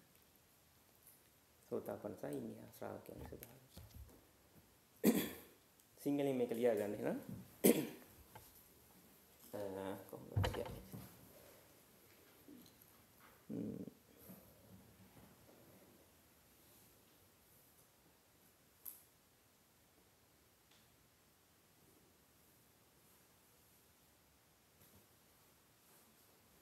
එහෙම ලියා ගන්න. ඔහුට ඒ දැන් මෙතන ඔහුට කියන වචනේ ලියනකොට යම් අපි අස් කියන්නේ ඔහුට කියන්නේ.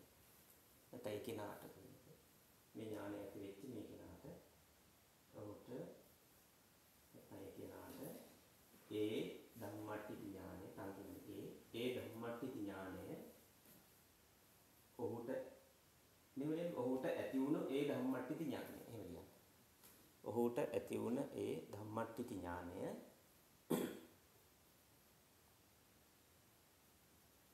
ඔහුට ඇතුලේ ධම්මට්ටි ඥානය සිංහලෙන් මේක අතරිකව අපිට පේනවා මේ තම්පි කියන්නේ ඒකක් කියන. ඒ කියන්නේ ආයෙත් මේ ධම්මට්ටි ඥානය කියනවා කියන්නේ. ඒකත් නැත්නම් ඒයන් කය ධම්ම ෂේ වෙලා යන ධර්මතාවය. ෂේ වෙලා යනවා.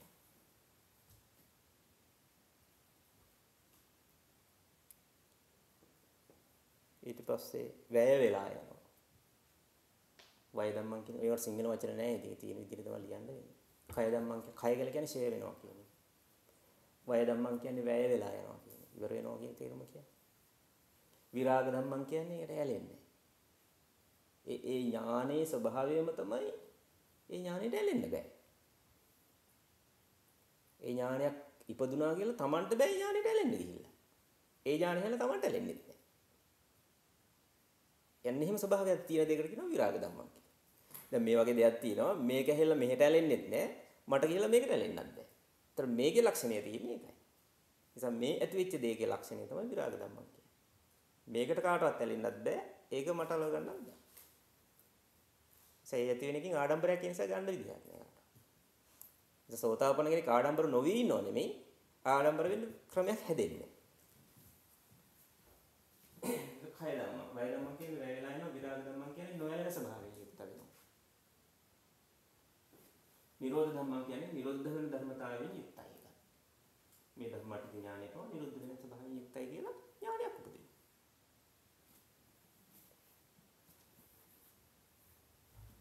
ඒතකොට කවුරු හරි කිව්වොත් එහෙම කියලා මේ ඔය සෝතාපන්නාට උගත් මේ නැතිලා යනවා හොඳේ කියලා අයියෝ එහෙමද කියලා එහෙම බයක් ඇති වෙන්නේ.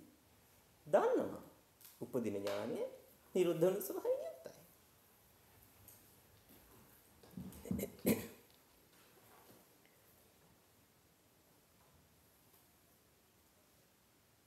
හරිද?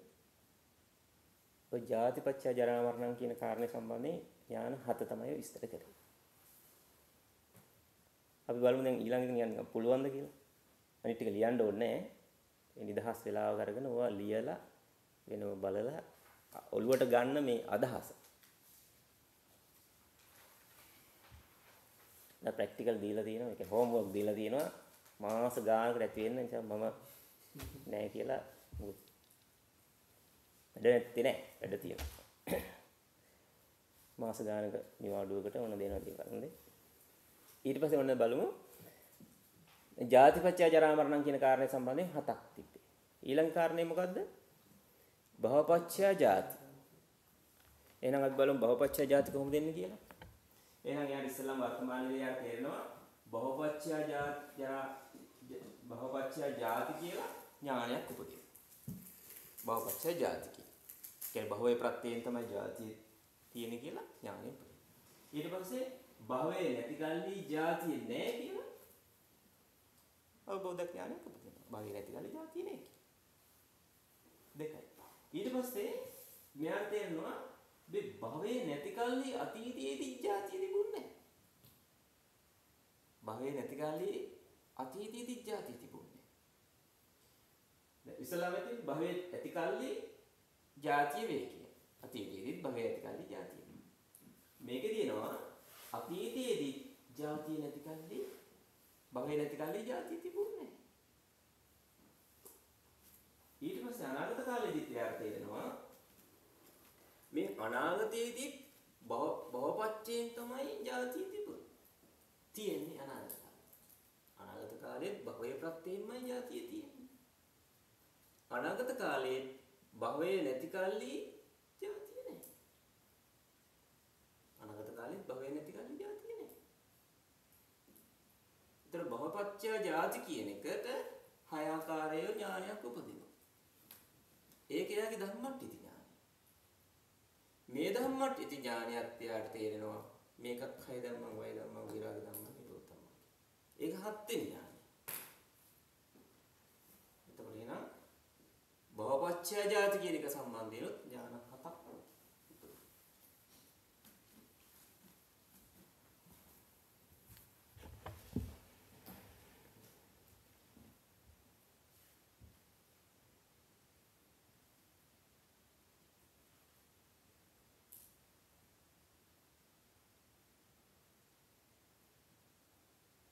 එහෙනම් පියවර 11ට 7 ගානේ 77ක් හැදෙනවා.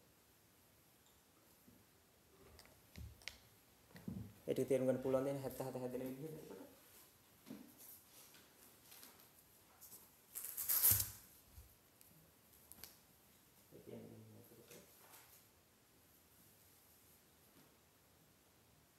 ජාතිපච්චය ජරා මරණ කියන එක සම්බන්ධයෙන් ඥාන 7යි. ඊට පස්සේ භවපච්චය ජාති මේ සම්බන්ධයෙන් ඥාන 7යි. ඊට පස්සේ උපාදාන පච්චය භව මේ සම්බන්ධයෙන් 7යි. ඔන්නෝම තමයි ඥාන 77 හැදෙන්නේ. මේ විදිහට පල්ලෙහාට ලියාගෙන ගියාම පියවර 11 ඥාන 77ක් හැදෙනවා. ඒතර ඥාන 77 අපිට දැන් මේ කඩදාසි පොතවල ලියලා chart එකක් ගහලා ඔහොම කරලානේ අපිට මේ තේරුම් ගන්න වෙලා තියෙන්නේ නේද? මේ සෝතාපන්න කෙනා මේ පෑනක් එක අකුරක්වත් දන්නේ නැති කෙනෙකුට මේ ඥාන 77 උපදිනවා. එයාට ඥාන 77 මෙහෙමයි කියලා කියලා දෙන්න පුළුවන් මේ. එයාට කියාගෙන යන්න පුළුවන් 1 2 3 කියලා කියන්නේ නැතුව මෙහෙම තේරෙනවා. වෙල ලියා ගන්නත් තමයි නේ.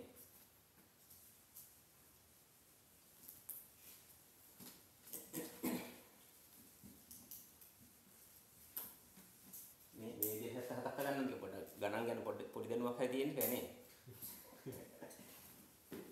නමුත් මේ ධර්මයේ සෝතාපන්න වෙන්න මේ අකුරක්වත් දැනලා තියෙන්න ඕනේ.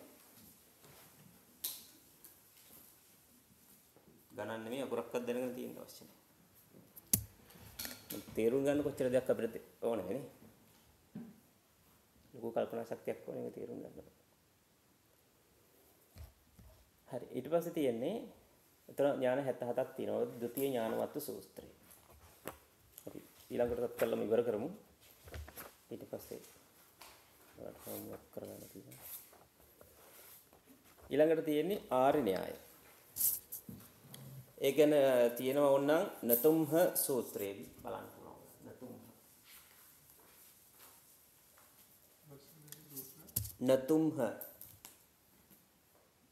නතුම්හ. නතුම්හ සූත්‍රය.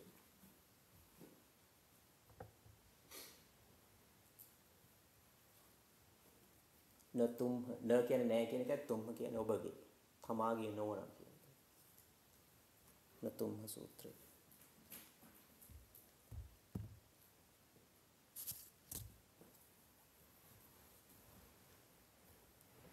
නතුම්හ සූත්‍රයේ තියෙනවා දැන් අර කියපු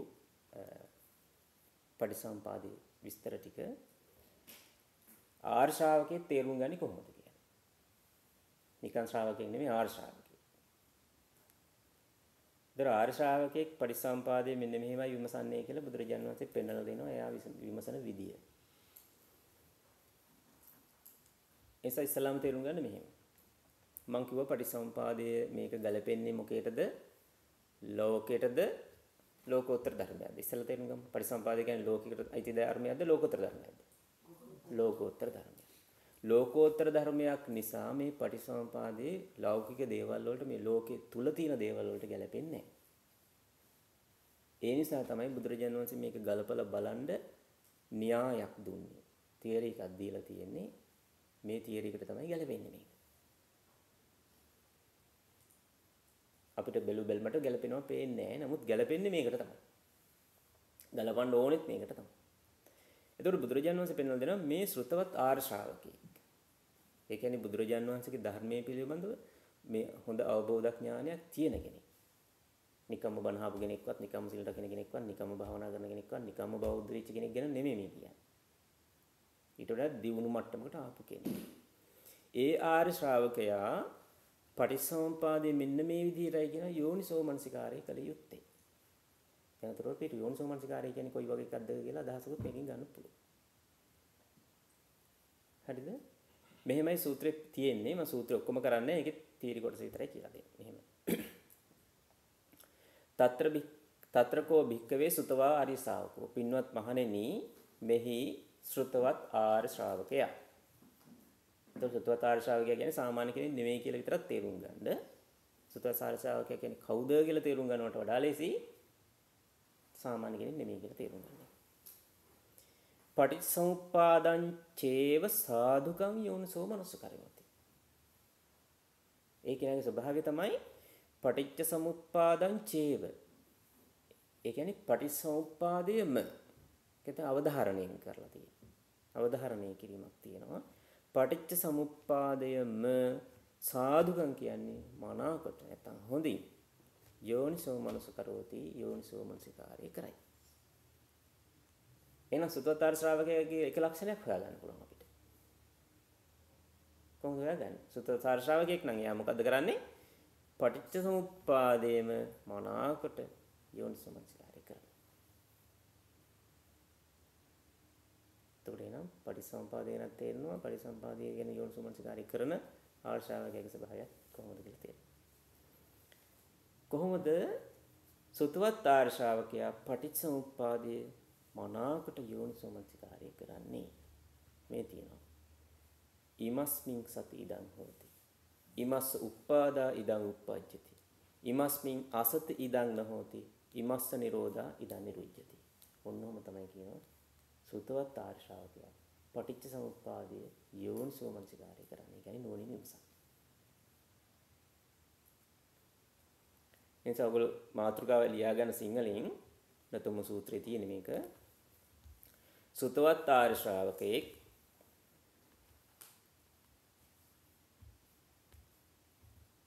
සුතවත් ආර්ය ශ්‍රාවකෙක්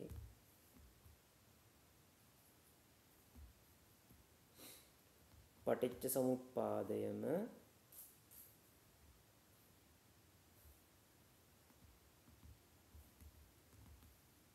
මනාකොට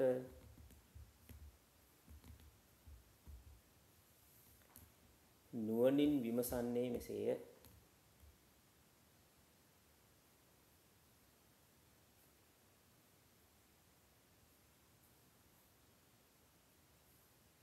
මනාකොට නුවණින් විමසන්නේ මෙසේය. ඔක බුදුරජාණන් වහන්සේ තමයි කියලා තියෙන්නේ. මෙන්න මේ විදිහට තමයි සුතවත් ආර්ය ශ්‍රාවකෙක් පටිසම්පාදේ නුවණින් විමසන්නේ. නුවණින් විමසන්නේ මෙසේය. ලියන්න බැරුණාද? ලියන්න. හරි. ඒතර පටිසම්පාදේ නුවණින් විමසන්න ඕන ක්‍රමයක් කියලා දීලා තියෙනවා. දැන් සාමාන්‍ය විදිහට මුකුත් දන්නේ නැතුණු මිනිස්සුන්ට අර අතීතේ අර විදිහට අර කෑලි අර ටිකක් අතීතෙට ගිහලා තව කෑලි ටිකක් වර්තමාන වෙනවා. තව කෑලි තනාව තෙල් දාලා ඒව දාන්නේ. මේ ආර්ය න්‍යාය දන්නේ නැති කෙනෙක්. මේකට කියනවා ආර්ය න්‍යාය කියලා. ඔබට කියන වචනේ ඕනනම් ලියා ගන්න. ඔබට සිංහලෙන් කියන්නේ ආර්ය න්‍යාය කියලා. මේ අපි දැන් ඉගෙන ගන්න එකට කියන්නේ ආර්ය න්‍යාය කියලා. ආර්ය න්‍යාය තියෙන්නේ මෙන්න එහෙමයි.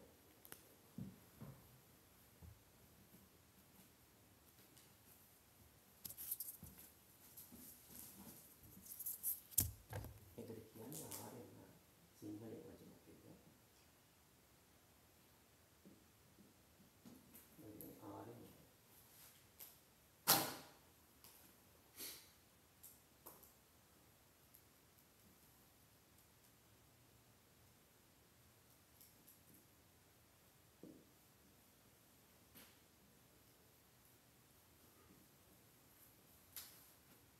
ඉමස්මින් සති ඉදන් හෝති. ඉමස්මින් සති ඉදන් හෝති. අපි පියවර 4ක් විදිහට ලියා ගමු මේක අපිට තේරුම් ගන්න පහසුවට. ඊට පස්සේ තියෙන ඉමස්ස උප්පාදා ඉදන් උප්පජ්ජති. ඊළඟට මම ඉඳ තියෙනවා සිංහල ලියන්න ඕන නිසා.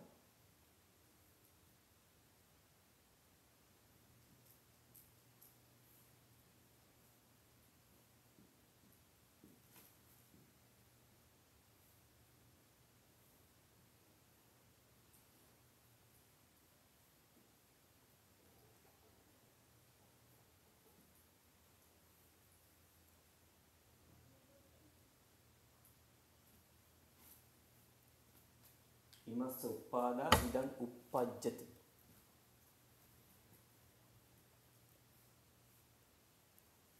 ඉමස්ස උප්පාදා ඉදන් උප්පජ්ජති.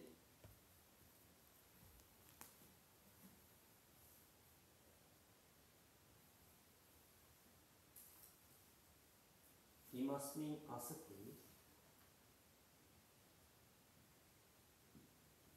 ඉදන් න හෝති.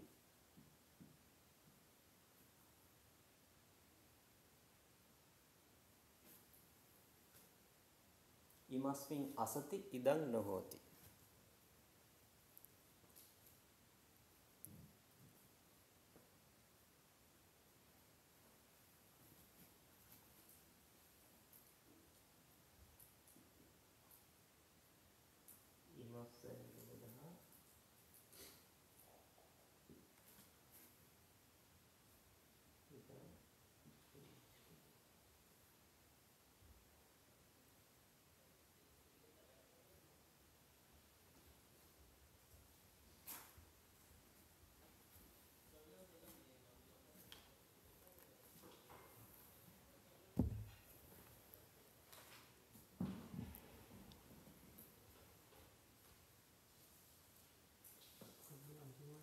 නිරුජ්ජති. ජ මහ ප්‍රාණ ජ කියලා කියන්නේ ඔන්න කයන්නට බැඳි මහ ප්‍රාණ 10 යන්න එක. ඒක ලියන්න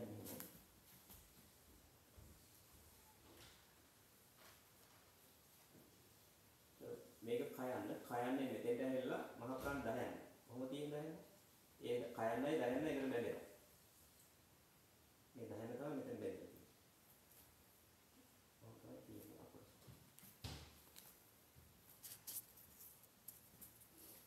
නිරුජ්ජති.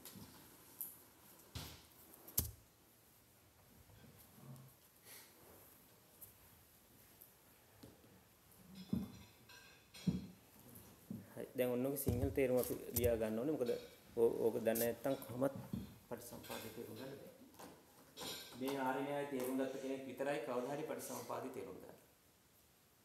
එතකන් පටිසම්පාදේ මේකෙන් ඔය තාම පටිසම්පාදේ කියලා දුන්නේ නැහැ. මේක කියලා දුන්නාට පස්සේ තමයි පටිසම්පාදේ කියලා දෙන්න තියෙන්නේ. හරි.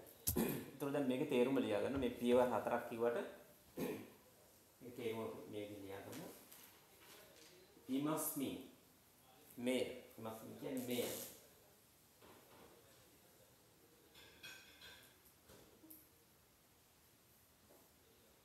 සති කියන්නේ ඇති කල්හි.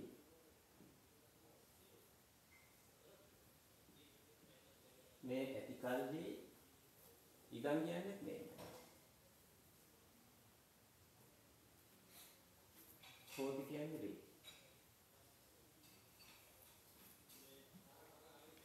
මේ ඇති කල්හි මේ වේ. ඔය තමයි තේරුම. එතකොට ඉදන් කියන එකටත් මේ කියලා ඉමස්මින් කියන එකටත් මේ කියයි කියලා අහන්න එපා. මොකද මේක ව්‍යාකරණයේදී ස්ත්‍රීලිංග පුරුෂලිංග අනු ඒක වචන බහුව වචන අනු ඒක විද්‍යාව අනුව මේ ටෙන්සස් හැදෙනවා වගේ විදිහට මේකේ වර්ණගී වෙනස් වෙනවා. ඒ නිසා ඉමස් ඉදන් කියන එකම තමයි ඉමස්මින් කියලා තියෙන්නේ. ඒතර ඉමස්මින් කියන්නේ මෙය, සති කියන්නේ ඇති කල්හි, ඉදන් කියන්නේ මේ, හෝති කියන්නේ වේ. මේ ඇති කල්හි මෙය වේ. ඉමස්මින් සති ඉදන් හෝති මේ ඇති කල්හි මේ වේ. එහෙනම් ඉමස්ස කියන්නේ මේක. මේ උපාදා කියන්නේ උපදින විට.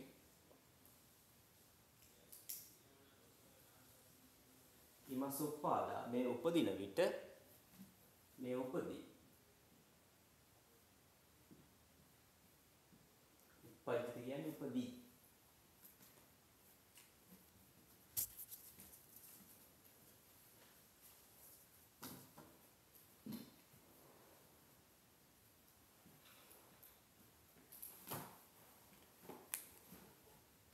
මේ උපදින විට මේ උපදී.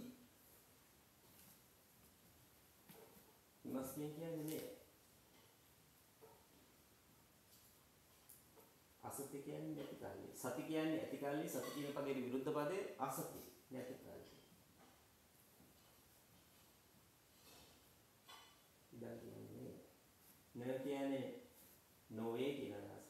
හෝති කියන්නේ නෝ කියන්නේ නැහැ කියන එක.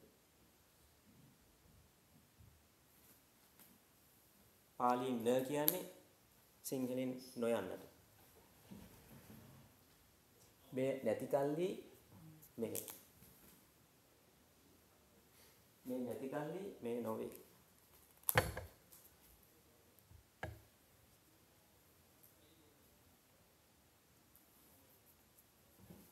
ඉමස්ස නිරෝධා මේ නිරුද්ධ වන එක නිරුද්ධ කියන වචන වලලා කිව්ව ඒ වචනයක් නැහැ කියලා. මේ නිරුද්ධ වන විට මේ නිරුද්ධ වෙනවා.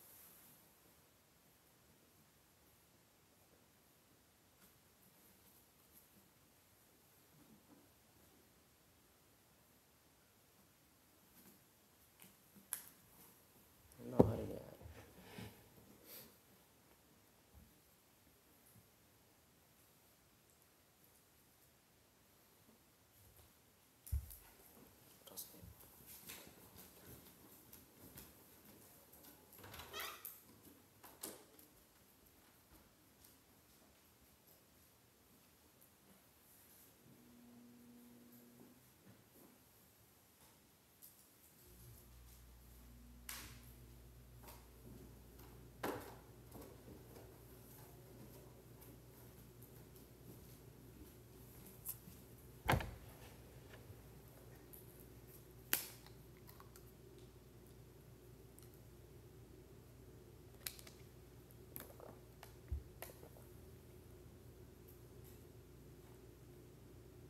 ඕක හොඳටම දැනගෙන තියෙන්න ඕනේ නැත්නම් පරිසම්පාදේ තේරුම් ගන්න බෑ.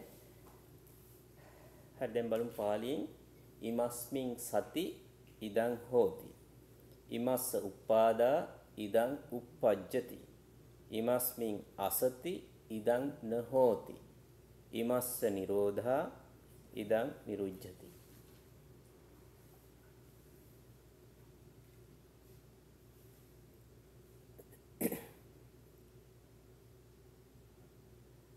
එතකොට පළවෙනි පියවර ඉමස්මින් සති ඉදං හෝති. මෙය ඇතිකල්හි මෙය වේ. ඉමස්ස උප්පාදා ඉදං uppajjati කියන්නේ මෙය උපදින විට මෙය උපදී. ඉමස්මින් අසති ඉදං නහෝති කියන්නේ මෙය නැතිකල්හි මෙය නොවේ. ඉමස්ස නිරෝධා ඉදං නිරුද්ධති කියන්නේ මෙය නිරුද්ධ වන විට මෙය නිරුද්ධ වේ. ඒතර නිරුද්ධ වීමට කියන එකට වෙන වචනයක් ලියන්න එපා, ඒ වචනම ලියන්න. හරි. මෙන්න මේ ආර්ය න්‍යායයට අනුව තමයි කියනවා පටිසම්පාදයේ සුතවත් ආර්ය ශ්‍රාවකයා යෝනිසෝ මනසිකාරය කරන්නේ, කියන්නේ නුවණින් විමසන්නේ. යදිදං අවිජ්ජා පත්‍ය සංඛාරා සංඛාර පත්‍ය විඥාන මේ ආදි වශයෙන් කියනවා යෝනිසෝ මනසිකාරය කරන්න.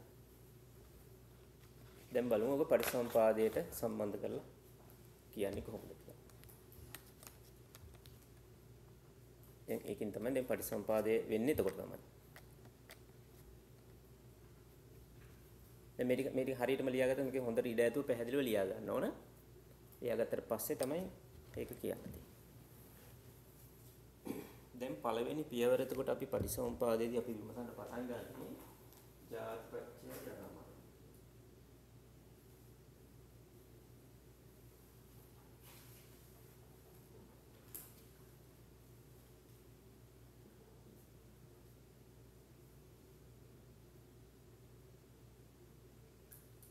අපේ පළවෙනි පියවර ඕගන ජාතිපත්‍ය ජරා මරණන්නේ අපිට දැන් අපි ඉන්න තැන ඉඳලා සිහි කරන්න තියෙන්නේ. ඒතර ඔතන ඉඳලා දැන් අපි බලමු මේකට කොහොමද ඒක සම්බන්ධ කරගන්නේ.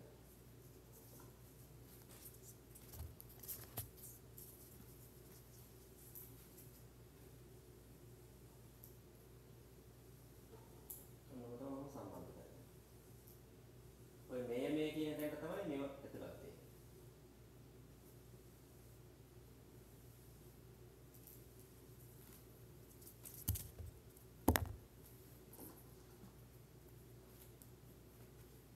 ඉමස්මින් සති ඉදං හෝති මෙය ඇතිකල්හි මෙය වේ කියලා කිව්වේ. ඔක තමයි න්‍යාය. මේ න්‍යායයට පටිසම්පාදයේ මේ කොටස ගලප ගන්න මෙහෙමයි.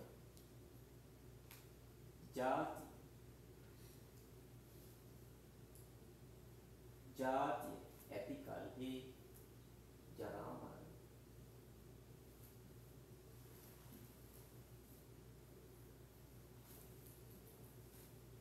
ජාති ඇතිකල්හි ජාතිය කියලා ගන්න. සිංහලෙන් ඉතින් අපි කියන්නේ ජාතිය කියලා ලියන්න පුළුවන්. ජාතිය ඇතිකල්හි ජරා මරණ. පාලියෙන් කියන්නේ ජාති සති ජරා මරණ හොති. ඒ ටිකට පාලිය ලියන්න නැතුව ඉතින් එහාට සිංහල විතරක් ලියන්න ඉවලේසියට.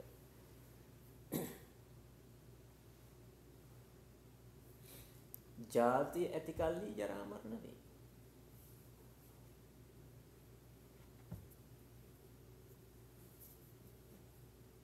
මෙතන හදාගන්නේ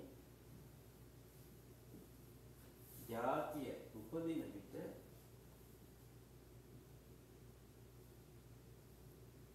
ජරා මරණ උපදී.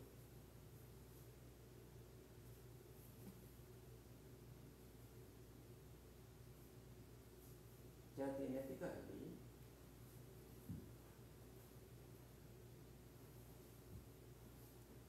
ජරා මරණ නොවේ.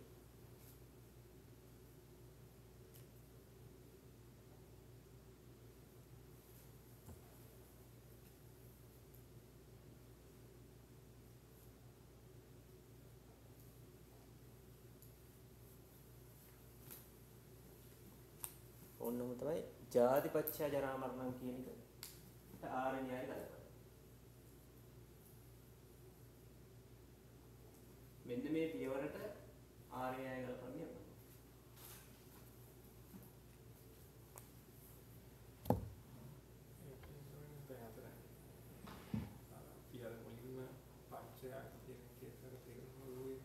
ඒ ප්‍රත්‍යා කියන එකේ තේරුම එන්නේ මේ ආර්ය න්‍යායට ගලපනකොට තමයි අර්ථය. මම එදා කිව්වනේ එදත් මම කියනකොට කිව්වා පච්චය කියන වචනේ දැම්ම හොයන්න එපා.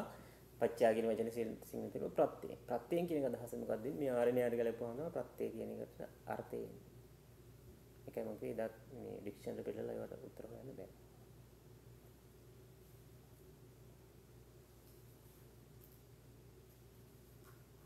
බලන්න පළවෙනි පියවර ආර්ය න්‍යායට ගලපු විදිය. බලන්න හොඳට තේරුණාද කියලා. ඉමස්මින් සති ඉදං හෝති. ඒ කියන්නේ මේ ඇති කල්හි මේ වේ. ඉමස් උප්පාදා ඉදං උප්පජ්ජති. මේ උපදින විට මේ උපදී. ඉමස්මින් අසති ඉදං නොහොති. මේ නැති කල්හි මේ නොවේ. ඉමස්ස නිරෝධා ඉදං නිරුද්ධති. මේ නිරුද්ධ වන විට මේ නිරුද්ධ වේ. ඔක තමයි පොදු තියරි එක. පොදු එක. ඒක පටිසම්පාදයේ එක් පියවරකට යොදන්න ඕන. යොදලා අපි තේරුම් ගන්න මහන්සි ගන්න ඕන. එහෙම යොදමින් තේරුම් ගන්න මහන්සි ගන්න එකට කියනවා යෝනිසමනසිකාරේ පටන් ගන්නවා. යෝනිසමනසිකාරේ පටන් ගන්නවා කියන්නේ අන්න එතන.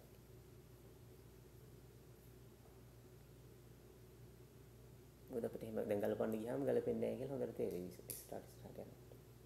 ලෝකයේ තුල තියෙන ඒවාට ගලපන්න බෑ.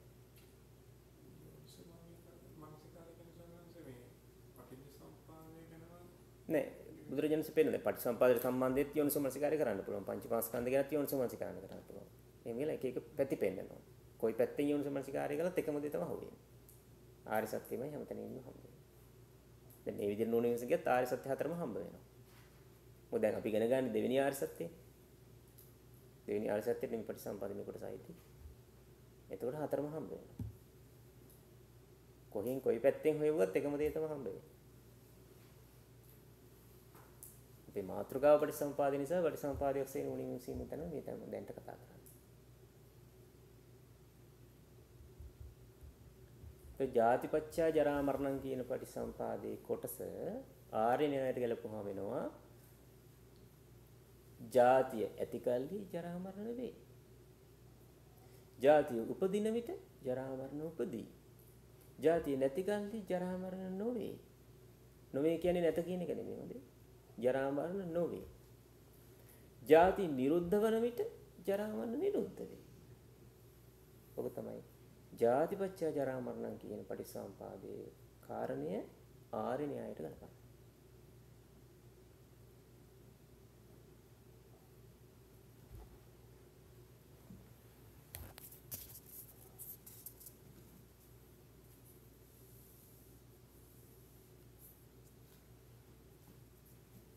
ඒතර බලන්න මේක තේරුම.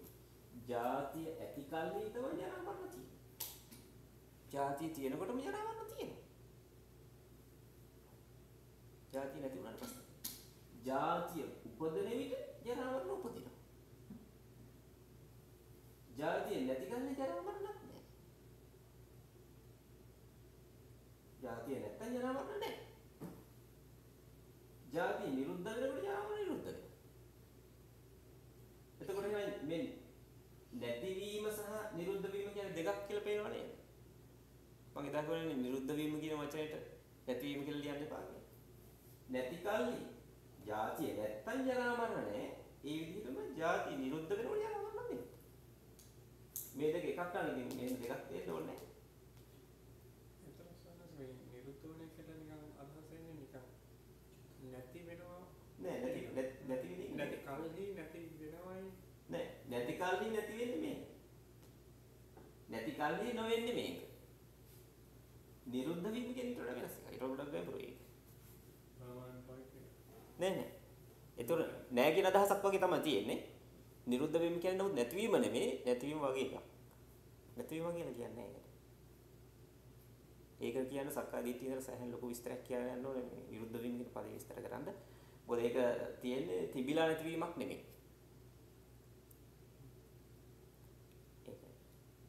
ඒ තිබිලා මොකක් හරි දෙයක් දැන් නැත්තම් අපි කියන එක නැති වුණා. කලින් තිබ්බ දැන් නැහැ. එතකොට නැති වුණා.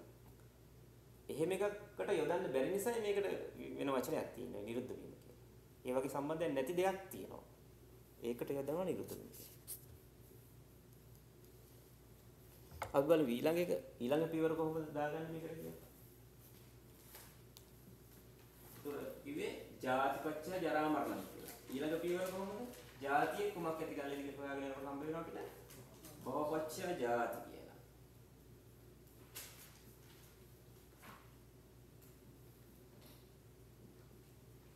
දැන් අපි ඕක බලමු කොහොමද එන්නේ කියලා.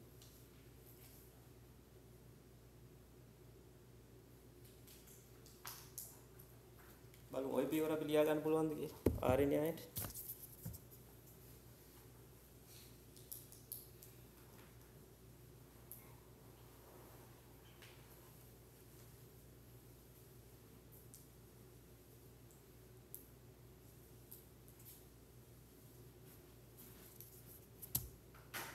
කොහොමද දැන් එන්නේ?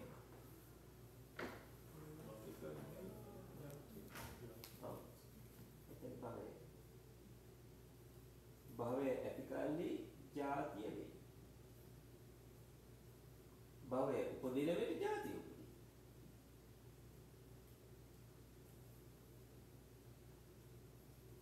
භවය ඇති කල්ලි ජාතිය නෑ.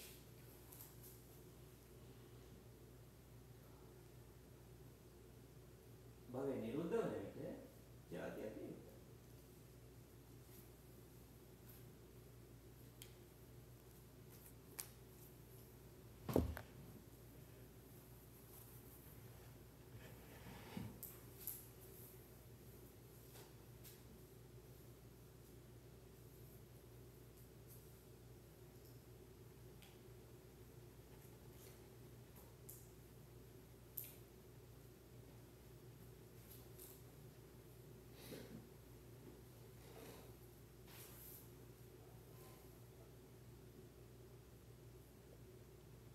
භවපච්චය ජාති කියන පියවර මෙහෙමයි ගන්න. එතකොට භවය ඇති කල්ලි ජාතිය වේ. භවය උපදින විට ජාතිය උපදී. භවය නැති කල්ලි ජාතිය නොවේ. භවය නිරුද්ධ වන විට ජාතිය නිරුද්ධ වේ. ඔක තමයි භවපච්චය ජාති කියන සම්බන්ධය ওই විදිහට තේරුම් ගන්න. එතකොට දැන් අපි හිතගෙන ඉන්න විදිය බලනකොට භවය තමයි දැන් තියෙන්නේ. ජාතිය තමයි මරුණට පස්සේ තියෙන්නේ කියලා ගත්තොත් ඔකට ගැලපෙනවද ඔය ආර්ය න්‍යායට? ඇයි භවය ඇති කල්හි ජාතිය වේ. දැන් භවය තියෙනවනම් දැන් ජාතිය තියෙන්න ඕන. අයි මරුණට පස්සේ ජාතිය තියෙන්න බෑ. භවය ඇති කල්හි ජාතිය වේ. භවය ඇති කල්හි කියන්නේ භවය දැන් තියෙනවා නම් ජාතිය තියෙන්න ඕන. ඒ ජාතිය ඊට පස්සේ තියෙන්න බෑ. භවය උපදින විට ජාතිය උපදී. දැන් නම් භවය උපදින්නේ දැන් ජාතිය උපදිනවා. දැන් භවය තිබිලා පස්සේ ජාතිය තියෙන්න බෑ. භවය නැති කල්හි ජාතිය නෑ. දැන් භවයක් නැත්තම් ජාතියක් නෑ. දැන් භවය තිබිලා පස්සේ ජාතිය තියෙන්න බෑ. දැන් භවය නැත්තම් ජාතියක් නෑ. භවය නිරුද්ධ කරන ජාතිය නිරුද්ධ වෙලා.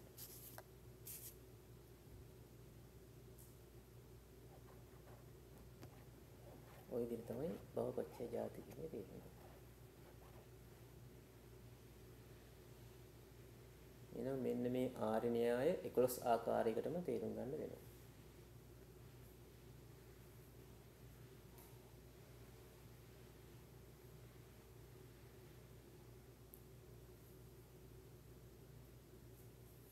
එච්චරයි පටිසම්පදාය කියලා දෙන්නේ.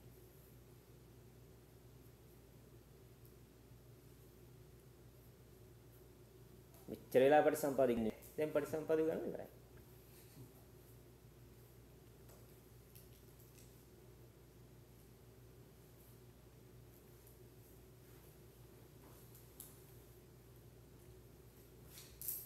මේ සම්බන්ධයෙන් ඉන්නවා.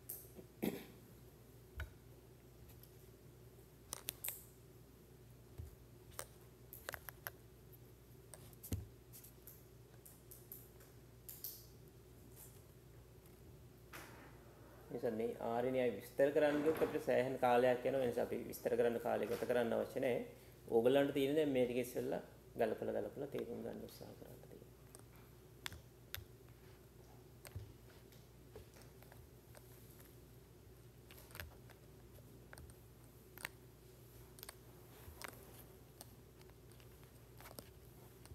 මොකද පළවෙනි පියවරෙන්ම අපිට පේනවා සාමාන්‍ය ලෝකික දේවල් සම්බන්ධ වෙන්නේ නැහැ. මේ ඇති කල්ලි මේ වෙයි කියන එක. ලෝකයේ තුල නැහැ මේවා. මම ඉදාර කෝපයක් උදාහරණයට අරගෙන කලින් ගමන මම මොකද පටිසම්පාදයෙන් මම දේශනා 9ක් හරි 10ක් හරි සෙන්සුරාදා පන්තියේ කළා. පැය කීයක්ද අපි කරේ? පැය දෙක ගානේ. දේශනා ගොඩක් කරා. ඉතින් ඒකෙදි ඒක විස්තර කරලා දුන්නා මම තේරුම් ගන්න පුළුවන් කෙනෙකුට තේරුම් ගන්න කියලා. අපි ලෝකයේ තුල හැමතිස්සෙම එකක් තියෙනකොට ඒත් එක්කම ඊළඟ එක තියෙනවා කියලා කියන්නේ නැහැ.